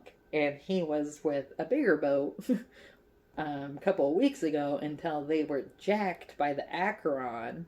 Well, they said a friendship, but we all know it's the Acheron. They were jacked by him, and his whole crew was stolen except for him and his men. So Jack is like, okay, well, can you show us where they were going? Okay, cool. So you're going to ride with us. We're going to put you in the log, and we're actually going to leave the Galapagos. That's what happened. They packed up everything before they even got to the island. They turned around and were going to leave the Galapagos without letting Stephen wander for several days. Like Jack had promised. And the look on Jack's face is, not Jack, on Stephen's face is so sad. He is in his Galapagos outfit. He has his little Galapagos scarf on with his little hat that he picked out for that island. And it's just wasted on nothing. He can't go roam. He's upset and he pushes past Padine. And Padine doesn't even know what's going on. He's not really sure, like, what's happening. But he's upset too. Because he wanted to go wander too. Padine's a good guy. He likes collecting stuff. He follows the doctor everywhere. So, this was sad. And Stephen follows after Jack, because Jack had gone into his cabin after announcing that they're leaving the Galapagos. And Stephen follows and start arguing with him. And he's trying to tell him, like, look, you promised me this. Why can't I just, like, roam across the island? And Jack's like, well, yeah, I did promise you it, but the mission comes before my friends, so no.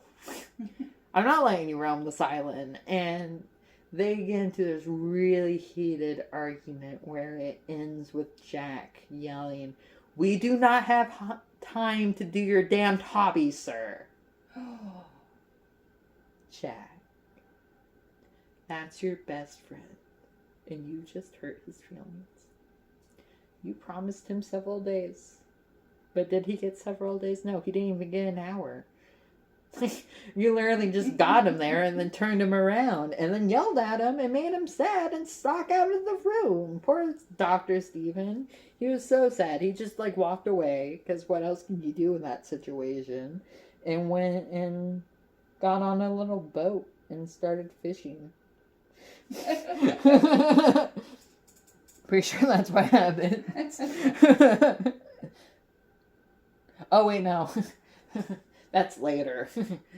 He goes onto the top deck and starts sulking in the corner while everyone's kind of, like, standing away from him. Like, here's Steven, and then all the rest of the crew members are over here, and they're kind of, like, looking at Steven like, ooh, should we go talk to him? Should we leave him alone? What do we do? And Mr. Blakeney, being a sweetheart he is, pushes past him and goes over to Dr. Stephen, and he, like, holds out his hand and shows him this little beetle that he found. And Stephen's like, oh, cool, that's a beetle. And he's like, yeah, well, if you walk across the island all day, you might not come across it. Stephen's like, yeah, that's probably true. Because how else are you going to reply to that? And the sweet thing is Mr. Blakeney ends up giving the beetle to Stephen as, like, a little sorry gift. Sorry, the captain screwed us over gift, you know. It was such a cute interaction between them, and it made Dr. Stephen feel a bit better, I think. And then, after all that fighting, after all of that, Jack is now just doing fire training. He's just shooting cannons. While poor Stephen is in his little fish boat, fishing, pulling up nets so he could, like, dissect the fish later, listening to all these cannons go off. They're trying so hard to increase their speed time, because when they come up with, come face to face with the Acheron, they're going to want to be fast. They're going to want to be moving on their feet at all times. And so, they're running through these, cannons. What would you call it? I want to say cannon session. Target practice. They go through all these target practices from, like, midday to, like, late at night, and they get it down to a minute 23. That is their best time ever. That is smooth. to fire all those cannons out in a minute 23, they all got an extra ration of grog. Rightfully so. And as this is so funny, it took me a bit to get this part. So after they're done firing all the cannons, Jack goes and goes into his cabin, and he asks Killick what they're having for dinner, and Killick tells him, but is in like a low voice, which is Socks and Oxford, and he couldn't hear him. Jack couldn't hear him because of the cannons. They were just blasting, so he was like, what? Which Killick had to yell again, which is Socks and Oxford. And he was like, oh, my favorite, thank you. I always thought Jack was just saying that to, like, get Killick kind of push his buttons a little, but no, he couldn't hear them because they were blasting all day. It's sad. Later that night, they're all having dinner, but Dr. Stephen is not with them. He is by himself in his little cabin listening to everyone laugh. Mr. Allen has such a loud laugh. It's fun, like, hearing him laugh, but I can't imagine trying to be, like, sulking and upset with someone and then just hearing them go, ha ha ha ha ha. It's just, ooh.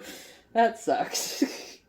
So he's trying to be salty, but he can't. They keep sailing. So they suddenly get hit with this heat wave, like out of nowhere. They just suddenly still in the middle of the ocean, and the beating hot sun is just coming down on them, and it's just frying them alive. Everyone is miserable, and it's been like a week. And they're just losing it. And tells Jack that they can't go another day without rain, but Jack can't control the weather. He may control the wind, but not the whole weather. He can't make it rain. He says he's never known such bad luck, which leads us into the Jonah.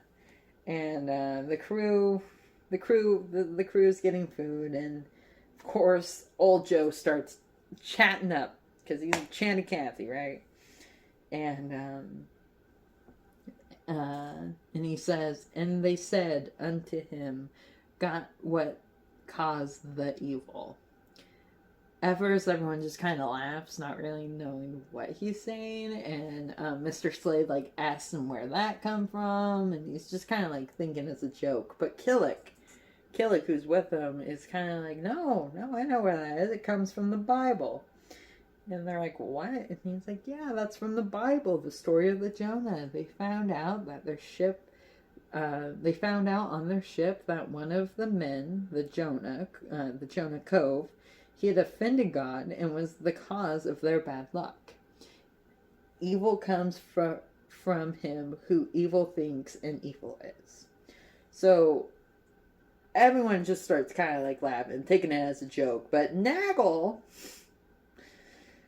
is sitting in the corner and is like, you know what? That sounds like Mr. Hallam, which is so stupid. Like, what? What? Why? Why you gotta be so mean to Mr. Hallam? I don't understand the hate, like, at all. But anyway, he thinks it's Mr. Hallam. And the next bit, I'll try and rein in my anger. I doubt I will do it, and I'm pretty sure I'm gonna knock my top hat off at some point during this rant. But this part just really kills me. They're up on the top deck, and Nagel, Michael Dooley, and Old Joe, and some other crew member, I think it's Mr. Slade, they're all scrubbing the deck. You know, they're doing the work, and Mr. Hallam is a few feet in front of them, feeding a goat. He's just feeding a goat, minding his own business, right? And all of a sudden, Nagel takes a little drink of his little groggy grog, and then starts spouting off shit about Mr. Hallam, talking about how every time the Acheron has shown up, Mr. Hallam was there. How when they were attacked, he was supposed to get killed, but his whole crew was killed instead. His old gun hand was killed. And When he neatly climbed up the mizzen, it just fell over and took Worley down. When that's not the truth. It took at least 10 minutes for that mast to fall down, okay?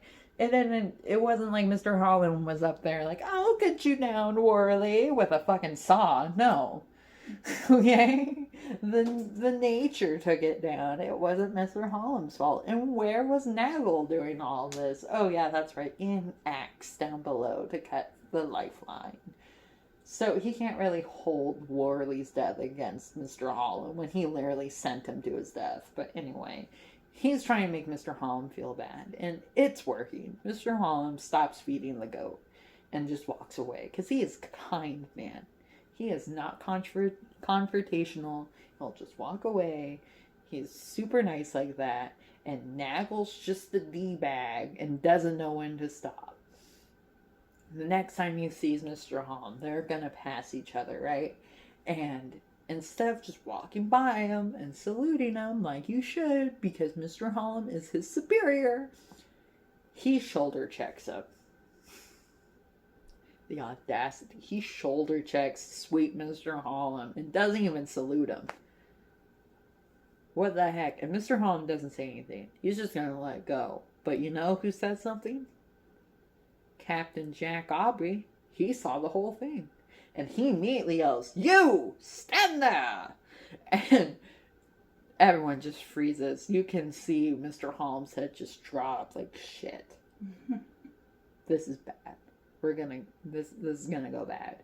And he tells, Jack tells one of the men to clamp Nagel in irons and get him down below, and that there be time. Oh, 6 bells. Yeah, he's got to do 8 lashes at 6 bells. 8 lashes at 6 bells. And then he tells Mr. Polligans to get Mr. Holland down into his quarters to talk with him. So I had to go do a little outfit change because I'm going to get heated in a few minutes and I wanted to be nice and clean before I got all angry. So we are now in Jack's cabin with Mr. Holland, and Jack is pretty upset that Mr. Holland didn't say anything. He's irritated that Mr. Holland isn't really taking a, how would you say, a stern approach. He's more of trying to play friend instead of play boss. And that makes Jack mad. And he asked him why he didn't call out Nagel when he passed by him, when he deliberately was being a dick to him. And Mr. Holland was like, well, I tried to say it, but the right words. And poor Mr. Holland, he's the sweetest man, but that's not what you say to Jack. Because I just made him more upset. He was like, the right words? What are you talking about? And he's really upset with Mr. Holland, and he tells him that he needs to be more of a leader and that he can't be friends with him. And Mr. Holland is just trying to explain that he is trying to be friends, but that's not just going to work out. So he needs to be more stern, but he can't be a tyrant. So he can't be an ass about it, basically. He could be tough, but he can't be a dick like Nagel. So I don't know if we can drop that many cuss words in one sentence on YouTube, but we'll find out. So after that conversation, it basically ends just with Mr. Holland feeling like crap because Jack is chewing him out for not being tougher. When it's okay to be nice, but I get it. It's a ship, you have to be stern.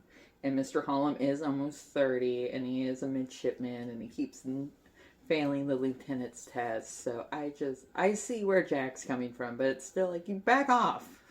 He is trying his best, sir. That's all we can ask for, right? Right? That's what you ask for your men, but okay. So next we have Stephen getting in a fight with Jack because he is also upset about the situation, but not upset in the way I am.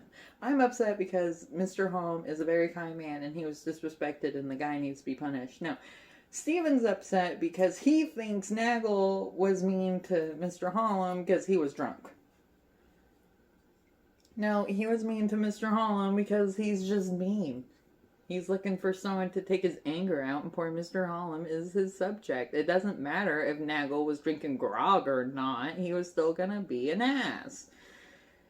But Dr. Stephen doesn't think that way. He thinks we need to tip over the ship's grog. Cause a mutiny.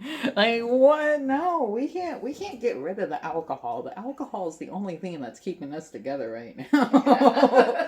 Let's be honest here. That's pretty extreme.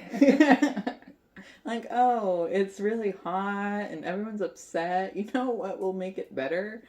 Getting rid of all the alcohol on ship and putting it in the ocean and letting the fishies get drunk. that wouldn't end up too good. And that's what Jack said. He was like, that would cause a mutiny. And Stephen, he's in, like, I don't know if he said interested or fond. I could see him saying both, but he was either way. He was like, I'm all for the mutiny because, you know, these men are stuck on a boat with us for like months, years at a time, away from their homes. I get it. And Stephen's like, we don't need another tirade on our hands. Could you not, Stephen? Could you not today? I already got to go whip someone. I don't want to be angry with my cello friend. So that conversation ends angrily. And now we're to the whipping. And Nagel, this is his punishment. He is strapped up on like this plank, and someone's whipping him. I'm not sure who, but they're whipping him, and he's getting 12 lashes. And I will say he's taking it like a champ. He's not crying like I would. I'm just a crier, though. And that's okay. But he's taking it like a champ, and everyone's like staring down Mr. Hallam the entire time. All his buddies are, making him feel so uncomfortable. Poor Mr. Hallam. He looks like he's gonna cry. Like, he looks so petrified in this moment. It is so sad. And it ends with Nagel taking his whippings, getting cut down, and then taken to Stephen to patch up his wounds. I personally wouldn't have done that. I would just send him back to his to his little cot area and let him stew on that for a bit. Let him sit in that pain to make him think about what he did. But that's just me. I'm an extreme punisher. Especially if you wrong someone I love. And I absolutely love Mr. Hallam. And the way he was treated was unjust. And poor Mr. Hallam is getting all the crap for this because everyone blames him. Even though Nagel wasn't following the rules. He was the bad one in the situation. But anyway, Mr. Hallam is, like, you know, afterwards he's trying to calm himself down because he's a little freaked out after that, and like all Nagel's friends were watching him, and he needs a second to calm down. He's splashing his face with some water. I almost said splashing his water with his face. That would be interesting. Yeah. He's splashing water on his face, trying to calm down, and he's hearing whispers behind him. And he's like looking around, and there's no one there. And I hate that when that happens. It's awful. Like, I know people are talking crap about me, but they're not doing it to my face, and that's just so rude. Just give it to me so I can cry about it later in my pillow. But they don't. And Mr. Hallam, you know, cleans himself up and is going to go to his hammock, I believe. And as he's walking through, as he comes down to the bottom deck, everyone is just grouped around all the crew, and Nagel is sitting right there with his little stupid bandages on and a little stupid smirk on his face, and he salutes him. Mm-hmm. And then as Mr. Hallam walks by, all his friends start saluting Mr. Hallam, just looking at him with a death stare, making him feel so awkward as he pushes through the sea of men. Like, it is just so many people. And he has to push through all of them just to get to his little hammock area. And it is awful. He ends up having a panic attack and running to where the midshipmen are. And, like, they're just kind of messing around. I think Calamity is reading a book. And Mr. Holm just comes in and bursts in and is just freaking out. And Lord Blakeney, bless his heart, he's so sweet. He gives him some water, or it might have been grog. That would have been great if it was grog. Probably needed some grog after that experience. But gave him some liquids to calm him down, and he's being nice. But Calamity's a bit upset. He's like, oh, he's just dodging work like usual. And is, pretty salty, which I like Calamity slime because I love Calamity, but also because he has been there to kind of like clean up after Mr. Hollum when Mr. Hollum freezes. So I get why he would be upset that he's freaking out again. It still doesn't mean it's right. I understand it, and I don't hold him as accountable as Naggle, because Naggle's Anyway, so Mr. Blakeney ends up going to get Dr. Stephen because he thinks something's wrong with Mr. Hollum, and Dr. Stephen goes and checks him out, and he's like, well, he's fine physically, and he thinks the whole crew's against him. And Jack's like, well, yeah, he is kind of the Jonah. He doesn't say that flat out, but he kind of hints to the fact that, yeah, Mr. Hollum's bad luck. Which is just so rude and sad. Like, he is 3 feet away. He can hear you. And you're just like, yep, he's the reason for all our bad luck. Thank you, doctor. And then you just leave. Fairly rude. And it gets even ruder later at night when old Joe's telling his freaking stories. Old Joe can't shut his dang mouth for his life. He's telling the story of Jonah. And this is so messed up because Mr. Holmes about to go on shift, and old Joe starts talking about the Jonah and about how Mr. Holmes the Jonah, and that the Acheron's gonna show up tonight while he's on watch, and it's all his fault, and we're all gonna die because of Mr. Holland, which is such bull. I don't get why he would do that, but it freaked Mr. Holland out. And he starts praying in his little hammock because, again, he's by himself. Because all the crew are against him. They're all just gathered around Joe, like 5 feet away from him, talking about the Jonah. And it's so frustrating. He goes up on his watch. And he's freaked out. Because he knows, well, he feels like he's the Jonah. And this part really frustrates me, so I've written it a bit better because my version is way cuter than what actually happens in the movie. He ends up jumping over the side after talking to Mr. Blakeney, telling Mr. Blakeney he's always been nice to him and very kind, and that they'll get their win tomorrow, and then he jumps over the edge. And because he's like Jonah, he gets swallowed by a fish. And that fish carries him into my realm, right? And spits him up on the beach where my sister, Madeline, she's my second oldest sister, she finds him, takes him home, hoses him off, brings him in, and takes care of him, and we adopt him into our family. And he becomes a hero. I love that she hoses him off. Yeah. Because, fish guts and stuff. He can't take a shower. Yeah. That's true. We didn't want him in our bathtub. Might stain it. That wouldn't be good. Fish guts, bro. I get it. Know how awful that smells? Let's just hose you off out here, and then we'll give you a shower inside. That's how you do it. So, back to the movie. Sadly, my version didn't happen. So we have a service for Mr. Hollum on the ship. And I don't know the protocol for this, but Killick there hands the Bible to Jack, and it's opened on the Jonah page. And I don't know if it was like a jab at Mr. Hollum, or if it was just something they read every time someone jumped off the side of the ship, it was just kind of like their go-to passage.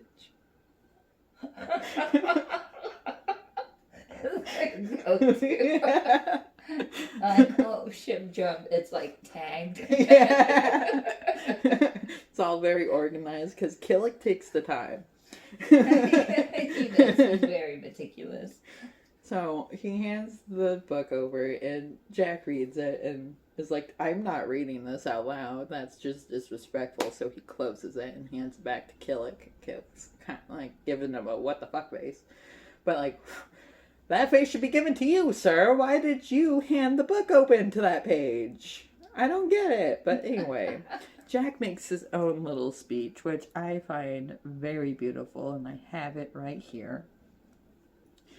The simple truth is not all of us become the men we once hoped we might be. We're all God's creatures.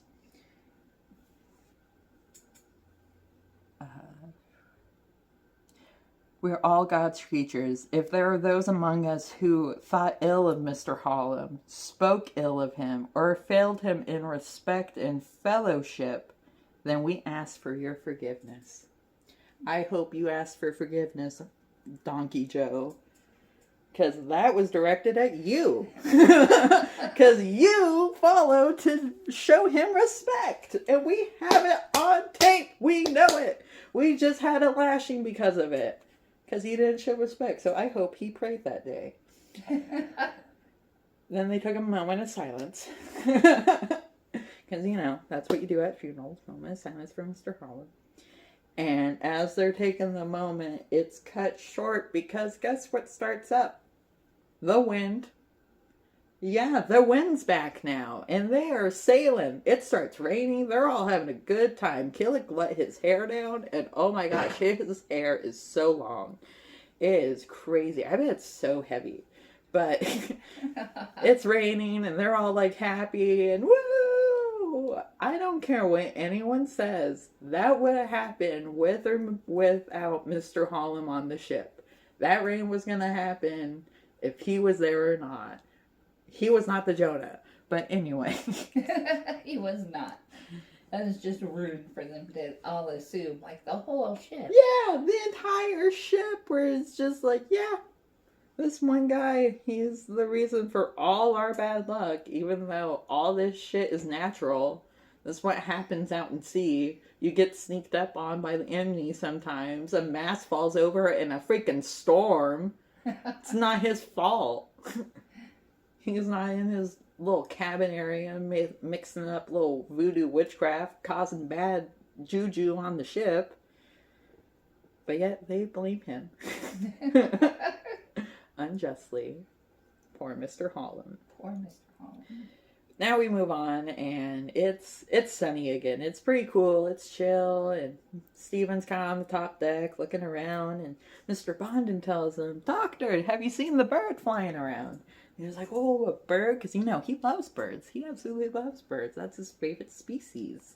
And he's like, ooh, and starts, following the bird around. Well, as he's following the bird around, someone else is following the bird. That would be Mr. Howard. And Mr. Howard is not as into nature as Steven. He thinks the bird is food, so he's trying to shoot it. And I don't know why you would bring a gun on a deck full of people and can proceed to shoot at a bird that's swooping really low. And he shot out and shot the doctor. Totally missed the bird. He shot the 6'2" doctor. Steven, no. That was chilling, just trying to watch his bird. And as soon as it happened, he's like, oh, you see that crap moment on his face, because he knows he just shot the captain's best buddy. And the only guy that can patch him up. Yeah, that's true. He's the only guy, because poor Higgins, he's not a doctor by any means. He can't patch Steven up. This is terrible. They get him down below because they can't have him up top. They get him down below in like the infirmary area.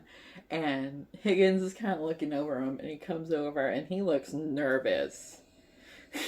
He is just sweating so bad. He's dabbing the sweat off of him. Like, Steven's not even the one sweating at this point. It's him. See, and Jack's like, well, can you do anything? And he's like, well, I'll have to brush up on a few books because the bullet is lodged in his belly and it has a piece of the fabric on it. And if the fabric separates, it's going to fester and it'll kill him. So I'm just going to have to look at a few pictures and brush up on my knowledge. But don't worry, I can do it. Just get me to dry land, because you don't want me rocking around. But I'll do my best. I'll do my best. Poor Higgins. Yeah. My heart goes out to him because he's just so unprepared. And he's trying to calm down his nerves as he's like reading over these books. He's drinking, I think it's rum. I think he got some rum from Killick and he's drinking it, sitting next to Dr. Stevens, brushing up on a few medical pages. And it's terrible. At one point he gasps and then kind of looks at Steven like, oh, I don't know if I can do that. But then just turns back to the book and keeps reading. While Steven's just dying next to him. That would be so terrible. Yeah. And up top, what makes it worse is they found the Acheron. They're catching up on the Acheron. They finally have the jump on her. She is just in their arm's reach, but because the doctor is hurt, Jack can't take the risk. He does not trust Higgins to perform the surgery on the ocean. So instead of beating to quarters like Tom had asked, they just turned around and went to the Galapagos to save Dr. Stephen. That's friendship. Like, even though Jack's been like screwing Dr. Stephen over like this entire film, he still went back and saved his life. That's so cute. That's what counts. Except for all the badness that has happened before this point. So they let the Acheron go and they go back to the Galapagos. And Steven just feels awful because, gunshot wound. And also he feels like he's indebted to Jack because this is big. He let his prize go just for him. And that's so sweet. And they set up a little medical tent. Like, Mr. Mowat was in charge of this, and he got his men to set up that tent so quick. I have never seen someone set up a shelter that fast. It was amazing. He was just out there ordering people left and right. They're setting everything up. They got the doctor walking in. It was very professional. So everything's ready. And they're going to do the surgery. Well, Higgins is going to do the surgery, right? And Steven doesn't trust him. Which I wonder why. But seriously, I get it. He's like, no, I just spent the last day or so sitting next to Higgins, who was looking at a picture book, drinking rum, and is probably hungover right now. So he doesn't want Higgins to do it. So the only person that can do it is Dr. Stephen. He's going to perform surgery on himself and heal himself, basically. That's so hardcore. Absolutely insane. I don't think I would be able to perform my own surgery. Like, just, I may not be a doctor, but if I were, I could not do that. That's too much. But Dr. Stephen does it, and he is perfect. He gets the bullet and the little cloth that was attached to it. He got those both out, and perfect. Fine, stitched himself right up. And then, boom, he's saved. He saved himself. Thanks, Higgins, for not helping. I'm kidding. Higgins did help. He was there to assist, but Dr. Stephen saved his life. his own life, basically. And, uh-oh. Sorry, I got distracted by telling my story that I forgot to put in my stitch marker. Luckily, I know how to count back some stitches, so I found it. Yay, Lily. Yeah. I think this is a decrease round. Oof. I am not paying attention to my work at all. Sorry.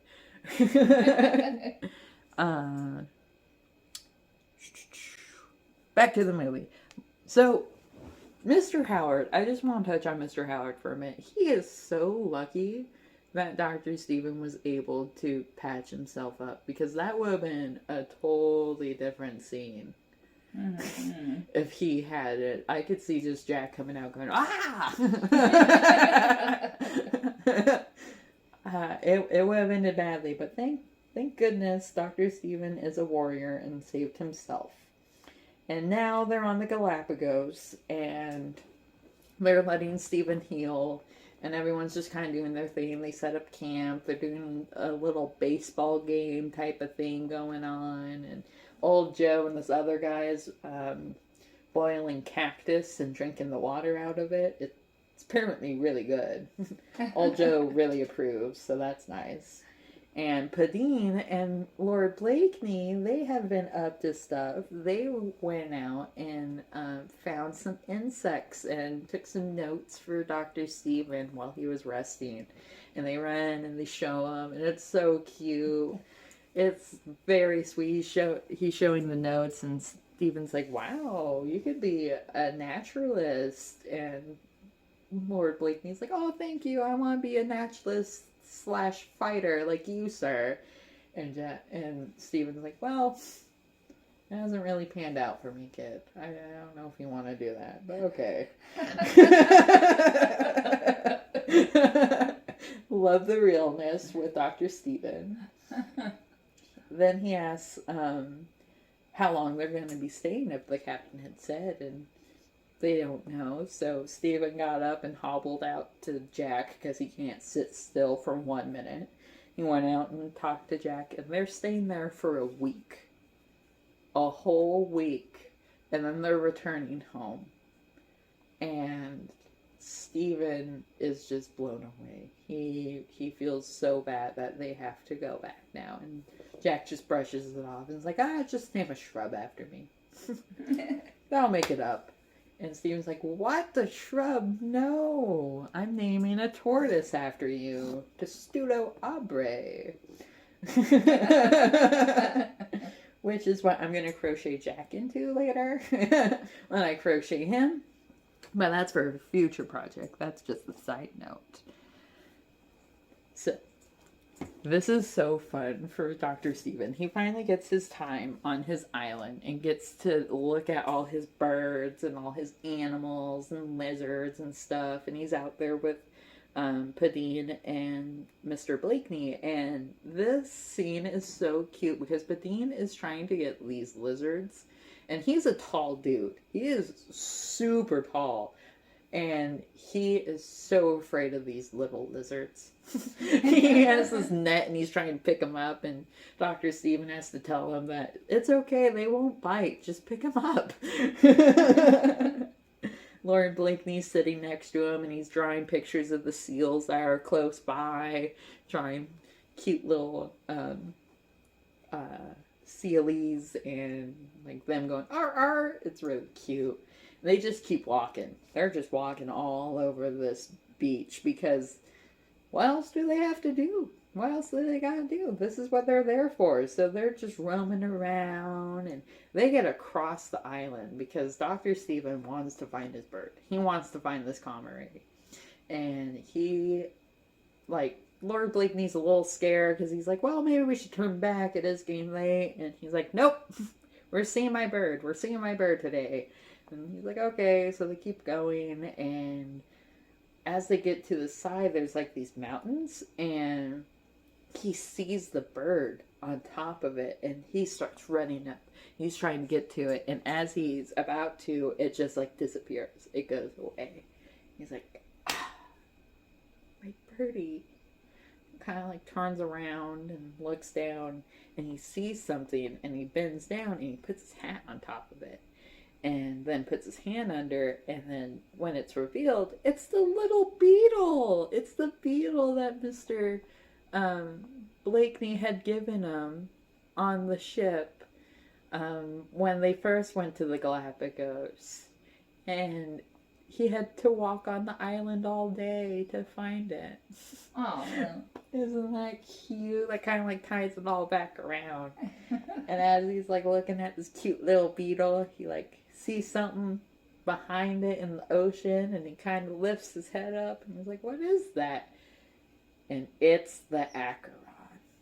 Oh no. The Acheron is at the Galapagos, and Stephen has this moment of contemplation where he doesn't know if he should call it or if he shouldn't.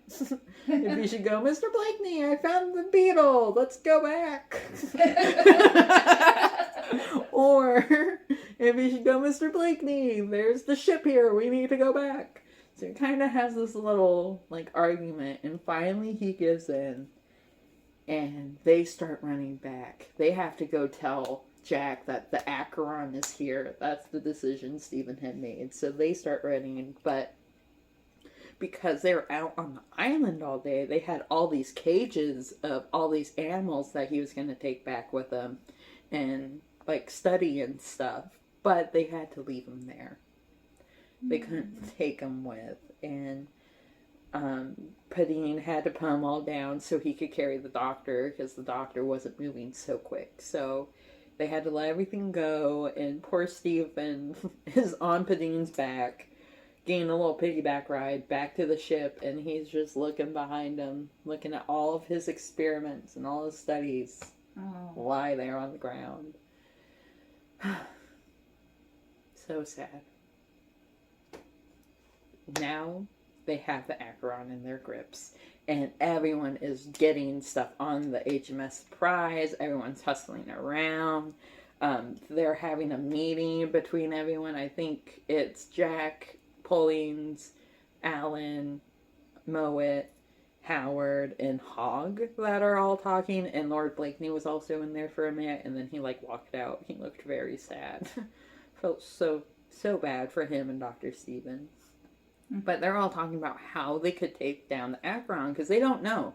Like, she is close, but they don't know how to take her prize, you know? Because she'll know that they're the HMS Surprise, and they'll be ready immediately for an attack. So they have to, like, think of a way to kind of fly under the radar and get the upper hand in battle before the battle actually commences. So while Jack's thinking about that, he goes to visit Dr. Stephen to kind of like thank him, but not really thank him for finding the Acheron. Like, he want to be thankful, but I don't think he can say it. He was just kind of like, oh, yeah. Sorry you had to leave your stuff behind. Did you get your bird? And he's like, no, I didn't. The only find that was actually good was the Acheron. He's like, oh, but they were able to take some stuff. They were able to take some twigs and stuff. The Faspians, they found them. They found the Faspians that we were talking about earlier, where the insect disguises himself as like another animal or a twig. In this case, they had a twig Faspian. And they show it to him, and Jack doesn't know what it is. He's like, oh, you found a twig. Good job. I don't know what you want from me here, Doctor. And Dr. Stephen's like, oh, tell him, Lord Blakeney. And Lord Blakeney had this little, ooh, gotcha, Captain moment where he tells him about the Faspians and how they hide themselves. And this gives Jack an idea. He's like, oh, hide yourself, yeah? So he has his whole crew start designing the HMS Surprise to look like a whaler ship. And they have everyone dress up as whalers, and they're going to disguise themselves as whalers to get close to the Acheron so that they could take her over. beautiful. He used Stephen's nature in his war. And because of this, he's going to take nature a bit more seriously. So good for Jack. Stephen was actually down below. He had no idea this was happening. So when he come up on the top deck, he was shocked by everything and how different the ship looked. And how everyone was just running around trying to get ready. And Jack's like, yep, he gave me a good idea. Now we just got to act like whalers. And then we draw the predator in. And he's like, well, Jack, you're the predator. And Jack's like, yep, yes I am. And then just walks away. That little Russell Crowe. Yeah.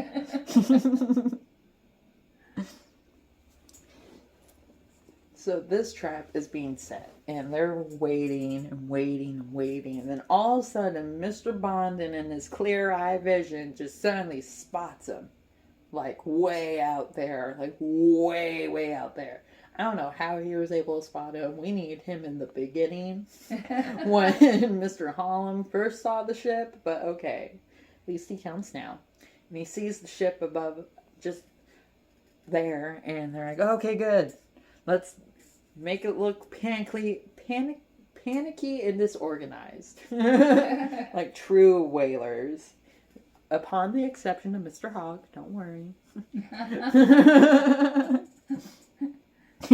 So as they're starting to act like whalers down below, everyone's getting stuff ready and getting their cannons ready. There's just one guy that's just like getting fire, and like he's shoving hay in there and then pushing it down with his peg leg. He has a wooden leg and he's just using that. Like, yep, this is my life. So that's awesome. They're getting all ready. There's flints in the stock, and they're getting dressed, and Mr.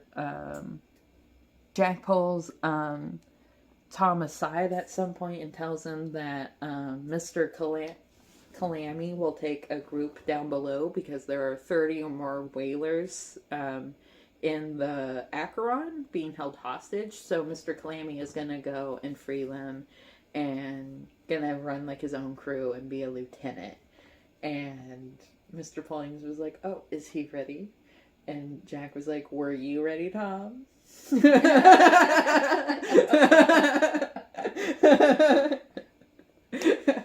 But you could tell they've just been friends forever. That is such a cute response.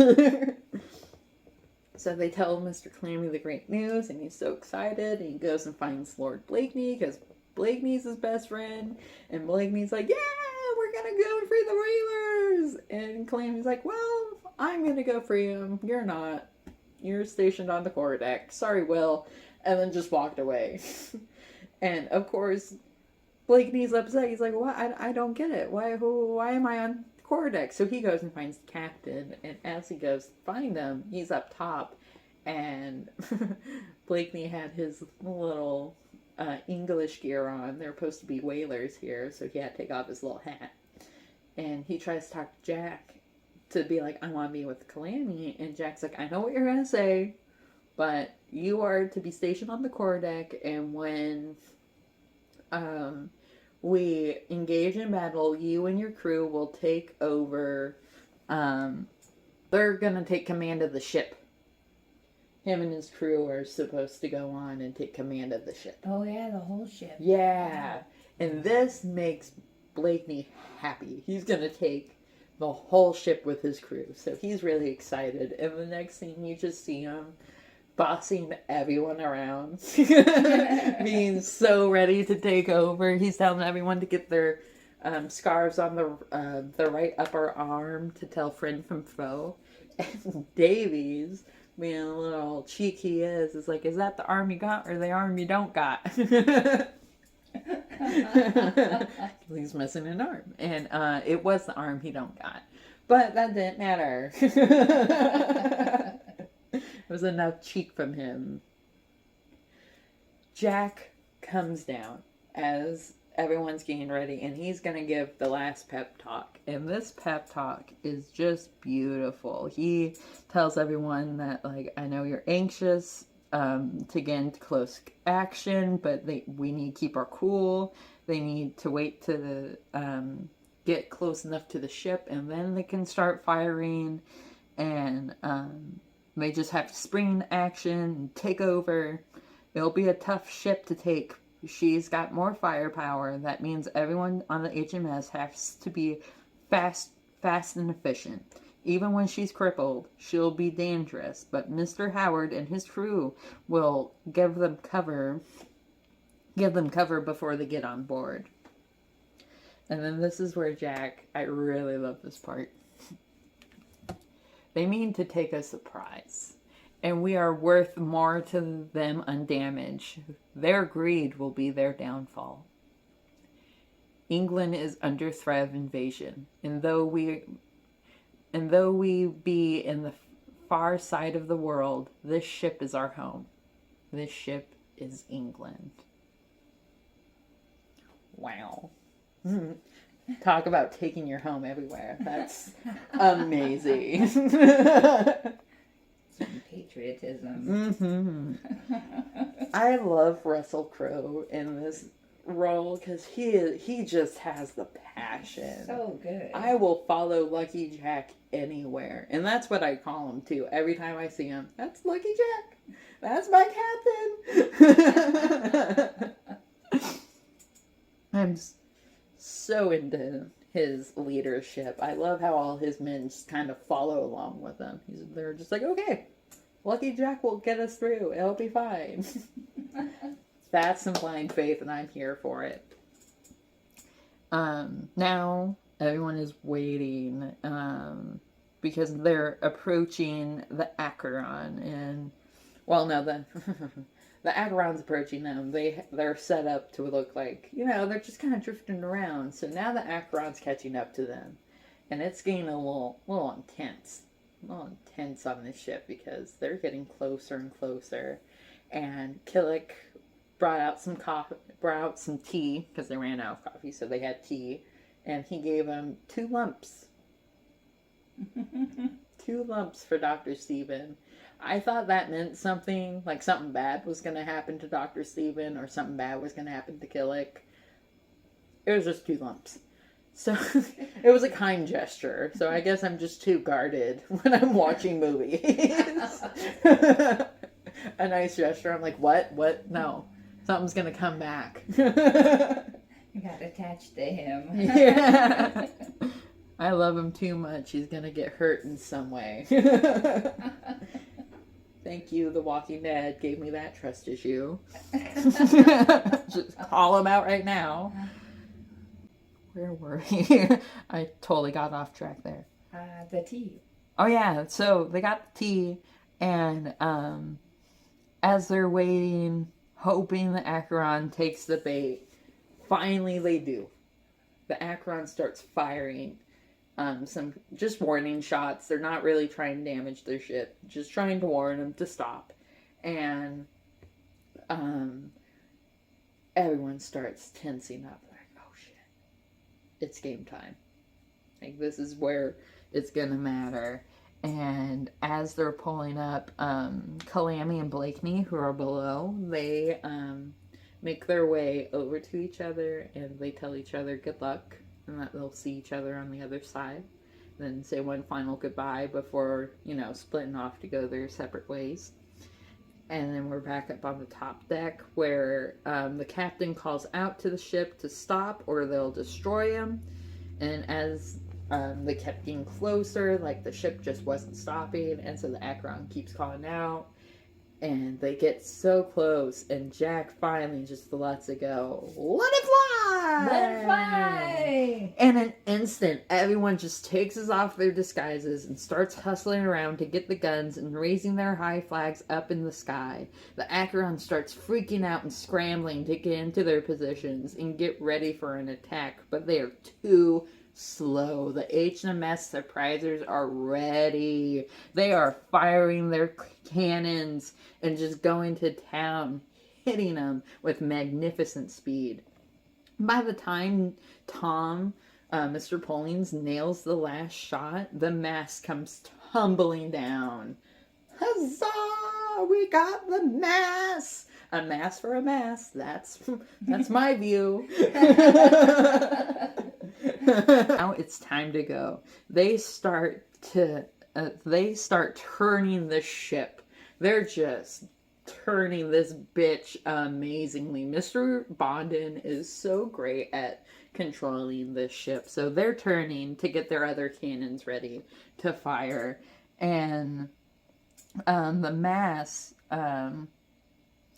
Oh, and then they got the cans lined up with the Acheron before firing again. The mass is falling, and it's preventing them to lay alongside, so they can't, like, get a clear shot at them. So Jack orders Tom to take a party across the wreckage while Jack draws their gunfire forward to give them, like, some time to get over.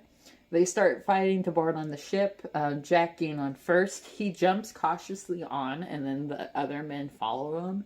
And this scene is so cool because you just see one guy show up and then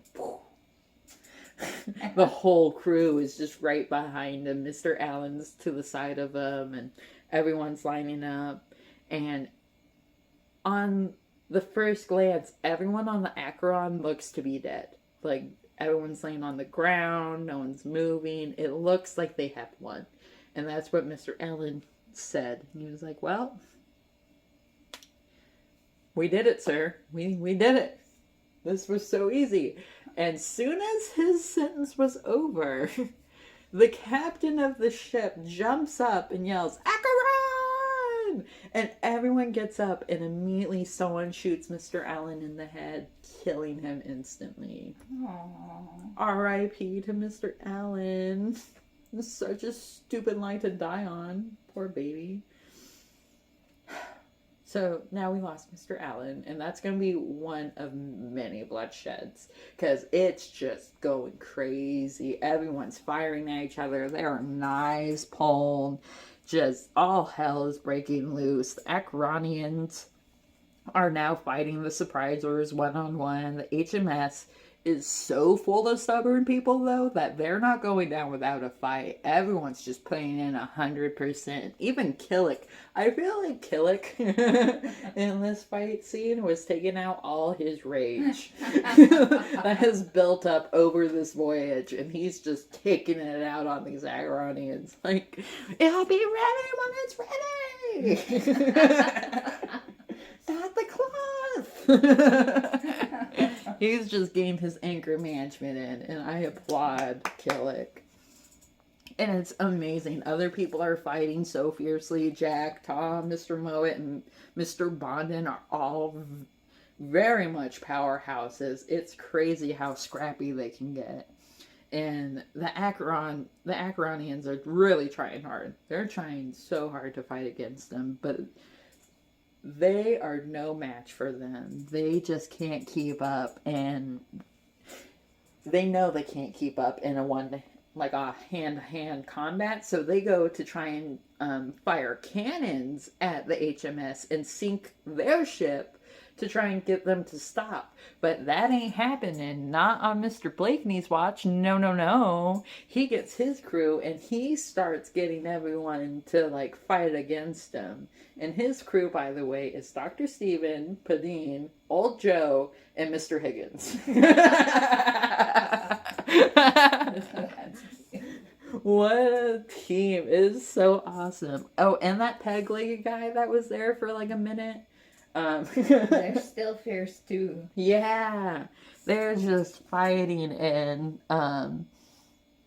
they immediately blast the Acheron. They get over to their cannons and blast the Acheron and stop them. And then they start boarding the ship because Mr. Pauline's had yelled to everyone to start jumping on and get help Jack protect their ship. So they start jumping on, and oh yeah, so as they're all fighting, they're just going to town. Everyone's just pulling their own weight. It is fierce, and I hate to say it, but even Nagel is just killing it. He is a war machine. He is fighting off people left and right, and one of his buddies gets in a jam, and he yells to him, Joe, I need help! And Joe, being a good guy he is, he throws the gun to him and he's like, I got you, buddy. I got you, bro. And as he did this, a little Acaranian was hiding under like this little tarp thing, and he was waiting for this moment. And soon as Joe threw that gun, when he turned back around, this little kid popped up and shot him right in the chest. Just boom, got him. It was beautiful. Karma is amazing. It comes around and it goes around, bitches. It will always get you in the ass. And Nagel got bit in the ass. So he's gone. Don't mean to be so morbid, but he needed to be taken down. He can't accuse any more people of being a Jonah. Yeah. Get back to the battle. And Mr. Hogg grabs, and then they throw him down below to kind of like get rid of some of the Acaranians down there. And then they cleared away and got down there. And Mr. Blakeney is back up and firing cannons at the Acaron and stops her from, again, trying to shoot him because these little fuckers won't stop. They just keep on shooting with their cannons. So they're like, nope, gonna get him. And Blakeney ends up taking his crew and boarding on with them. And then not long after, as they're clearing away, Mr. Calamy and his crew also followed and went down to save the whalers. Blakeney's voice is so adorable. He's shouting the commands. It is. It's so high pitched, and he's like, "Arm yourselves! We're going on board!" Like, oh, that's so cute. So they're fighting, and Mr. Higgins, I want to give him some applause because once they got down there, one of the Acaranians tried to fire off a cannon. He went to pull it, and right as Higgins shot him, and as he fell over, he was pulling it, and Higgins just put his hand right in there and stopped the cannon from firing, took the barrel right to his palm, and he didn't say a word. He just kind of went, whoa. His face was like, shouldn't have done that. It was amazing, and like probably also hurt his hand so bad. I can't imagine. Yeah. My palm is so sensitive though that I just, oh, that would hurt. But so they're fighting and they're taking care of the people in the like below deck. I want to say like it's middle deck because like there's, you know, there's the bottom where Calamy and his men are freeing the whalers. So like they're in the middle deck, and Steven just gets rushed at one point by all these Acaranians, and Jack is upset. You cannot rush his best friend. That is his best friend. Only he can attack his best friend. So he runs over and saves him, and it's good. It's grand, and they just keep fighting. And at this point, Mr. Calamy had made it down to the whalers and had set them free and given them guns. And the whalers are now up, getting to like the middle deck and helping the surprisers fight against the Acaranians, and that turns the tide. That basically means they won because they outnumber them now. So the battle is now over. It's so crazy how fast that battle lasts. Like, I always feel like it lasts longer, but then it just happens and everything just moves so quickly that you're kind of just like, oh, a battle. I was hyped up for this and now it's just over. So now that the battle's over, Jack goes to find the captain. Because he's going to find the captain and get him to surrender. And he's walking through and he finds this, I think it's the captain's cabin. And he finds music sheets and all this stuff around the cabin. And it's basically the captain of the Acheron was like Jack.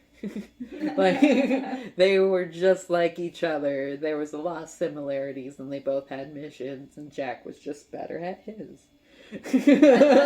He just had a better taste for it. So he, as he's looking around, a Acheronian actually jumped up and went to stab him. But you can't stab Captain Jack. You just can't. And he just pulls the knife out of his shirt. Didn't even get him. Just pulls it out of his shirt and throws the knife out into the sea because there was like a huge hole where the surprise had shot. So he just threw it through that and asked him, "Where's the captain? Where's the captain?" And he tells him the infirmary. So he goes and he finds the people in the infirmary. And there was this guy that's standing over this dead body, and he is the doctor. And he said that the guy on the table, who looks blue, like, is fairly, like, deathly looking, like, he's been dead for a while, says that that's their captain. And that before he died, he wanted Jack to have this sword. And so Jack just took the sword and was like, "Cool. Nice. I won." Then goes and finds his crew to like brag about and be like, "Look at the sword I got." But he doesn't get time to brag. Because sadly, as he finds his crew, he finds Dr. Steven and he's huddling over someone. And the person he's huddling over is sadly Mr. Mr. Calamy. Mr. Calamy was stabbed multiple times and he had died during this war. And it was rough. I blamed the whalers for a long time when I'm pretty sure it was the Acheronians. But like the last time we saw him, you know, he was with the whalers and then all of a sudden he's all full of stab wounds. So sad. War's awful. The most profound thing I can say after all that. War is just awful. It's bad. It shouldn't happen. But now that the war is over, they're cleaning up and they're taking care of their dead. And surprisingly, we didn't lose a lot of people. Like, I'm sure we did, but like not a lot of main like characters that I've been talking about. The people we did lose was Michael Dudley, Joseph Nagel, Mr. Allen, Mr. Calamy, and I think that's it. I feel like I'm missing one of them.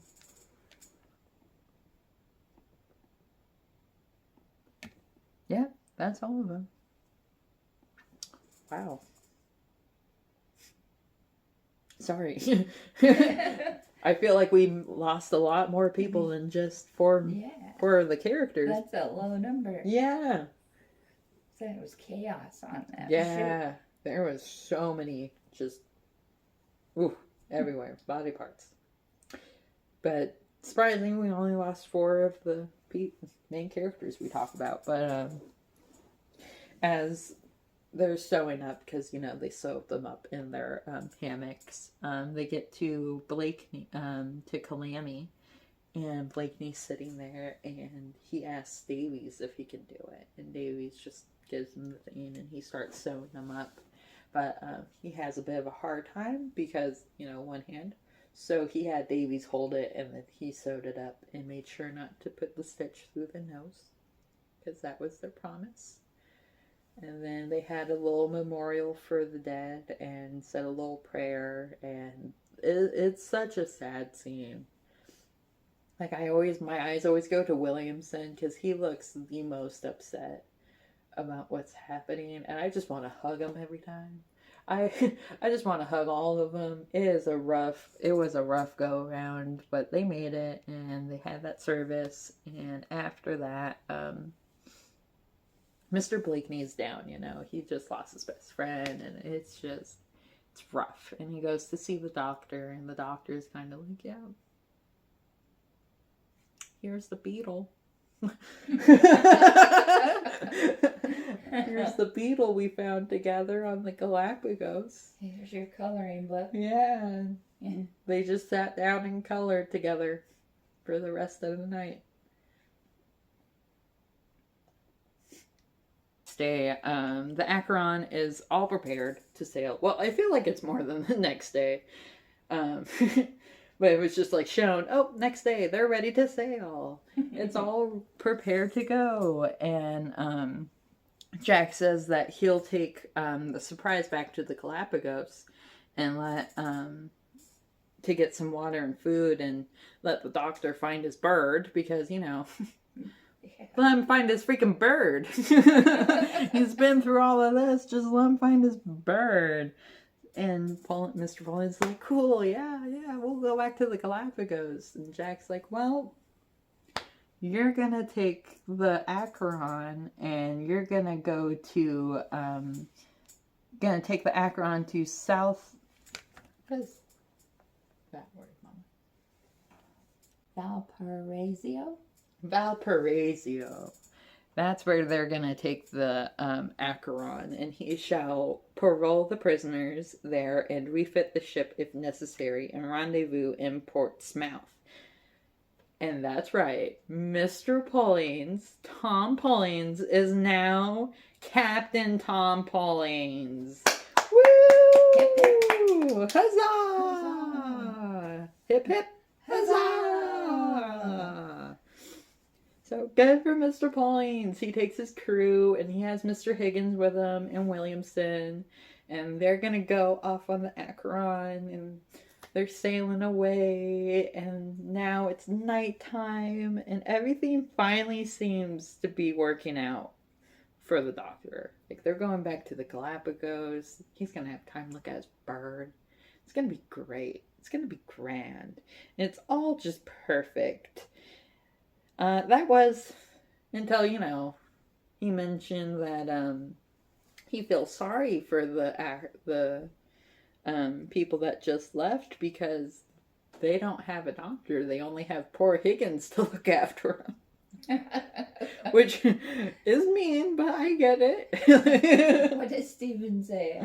Unfortunate. Yeah, unfortunate. They have poor Mr. Higgins looking after him. Like, and Jack's like, what? No, I spoke to their doctor. And Steven's like, what? Their doctor that died months ago? Yeah, I'm sure you did.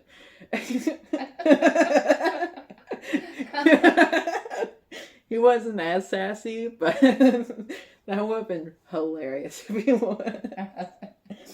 And Jack's like, oh, God, dang it. He slams his fist on the ground.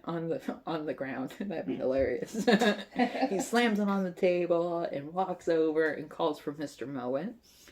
And what happened was the doctor had given the sword over, but that wasn't the doctor. That was the captain. Had given the sword over, and now the captain is on the Acheron with Tom. And Jack is upset. He's like, nope. He tells Mr. Mowat to reset their course and to go and follow after the Acheron so that they can escort them into where they're supposed to be. And Mr. Mowat is so legendary. He keeps looking at Steven the entire time of this conversation. He keeps glancing towards him like, oh, you sure? You sure you want to do this? Okay. And then he goes to tell him to change the course, and Jack stops him and was like, oh, William, by the way. And Mr. Mowat's like, yeah. He's like, beat the quarters. And again, Mr. Mowat looks at Stephen before going, okay. I sir, beat the quarters. And then he goes up, and as he leaves, Jack's like, yeah, I'm doing the right thing. This is great. I'm gonna go and stop him. And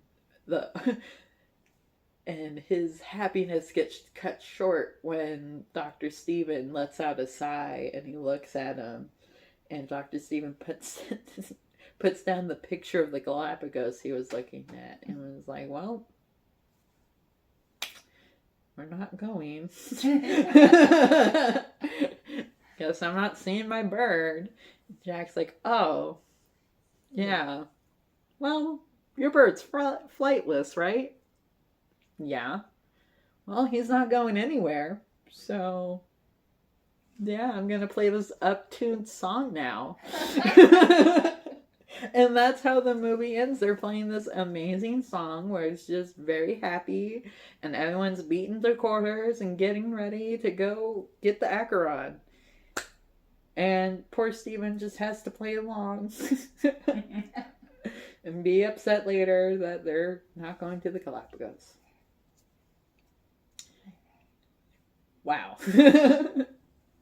That was Master and Commander.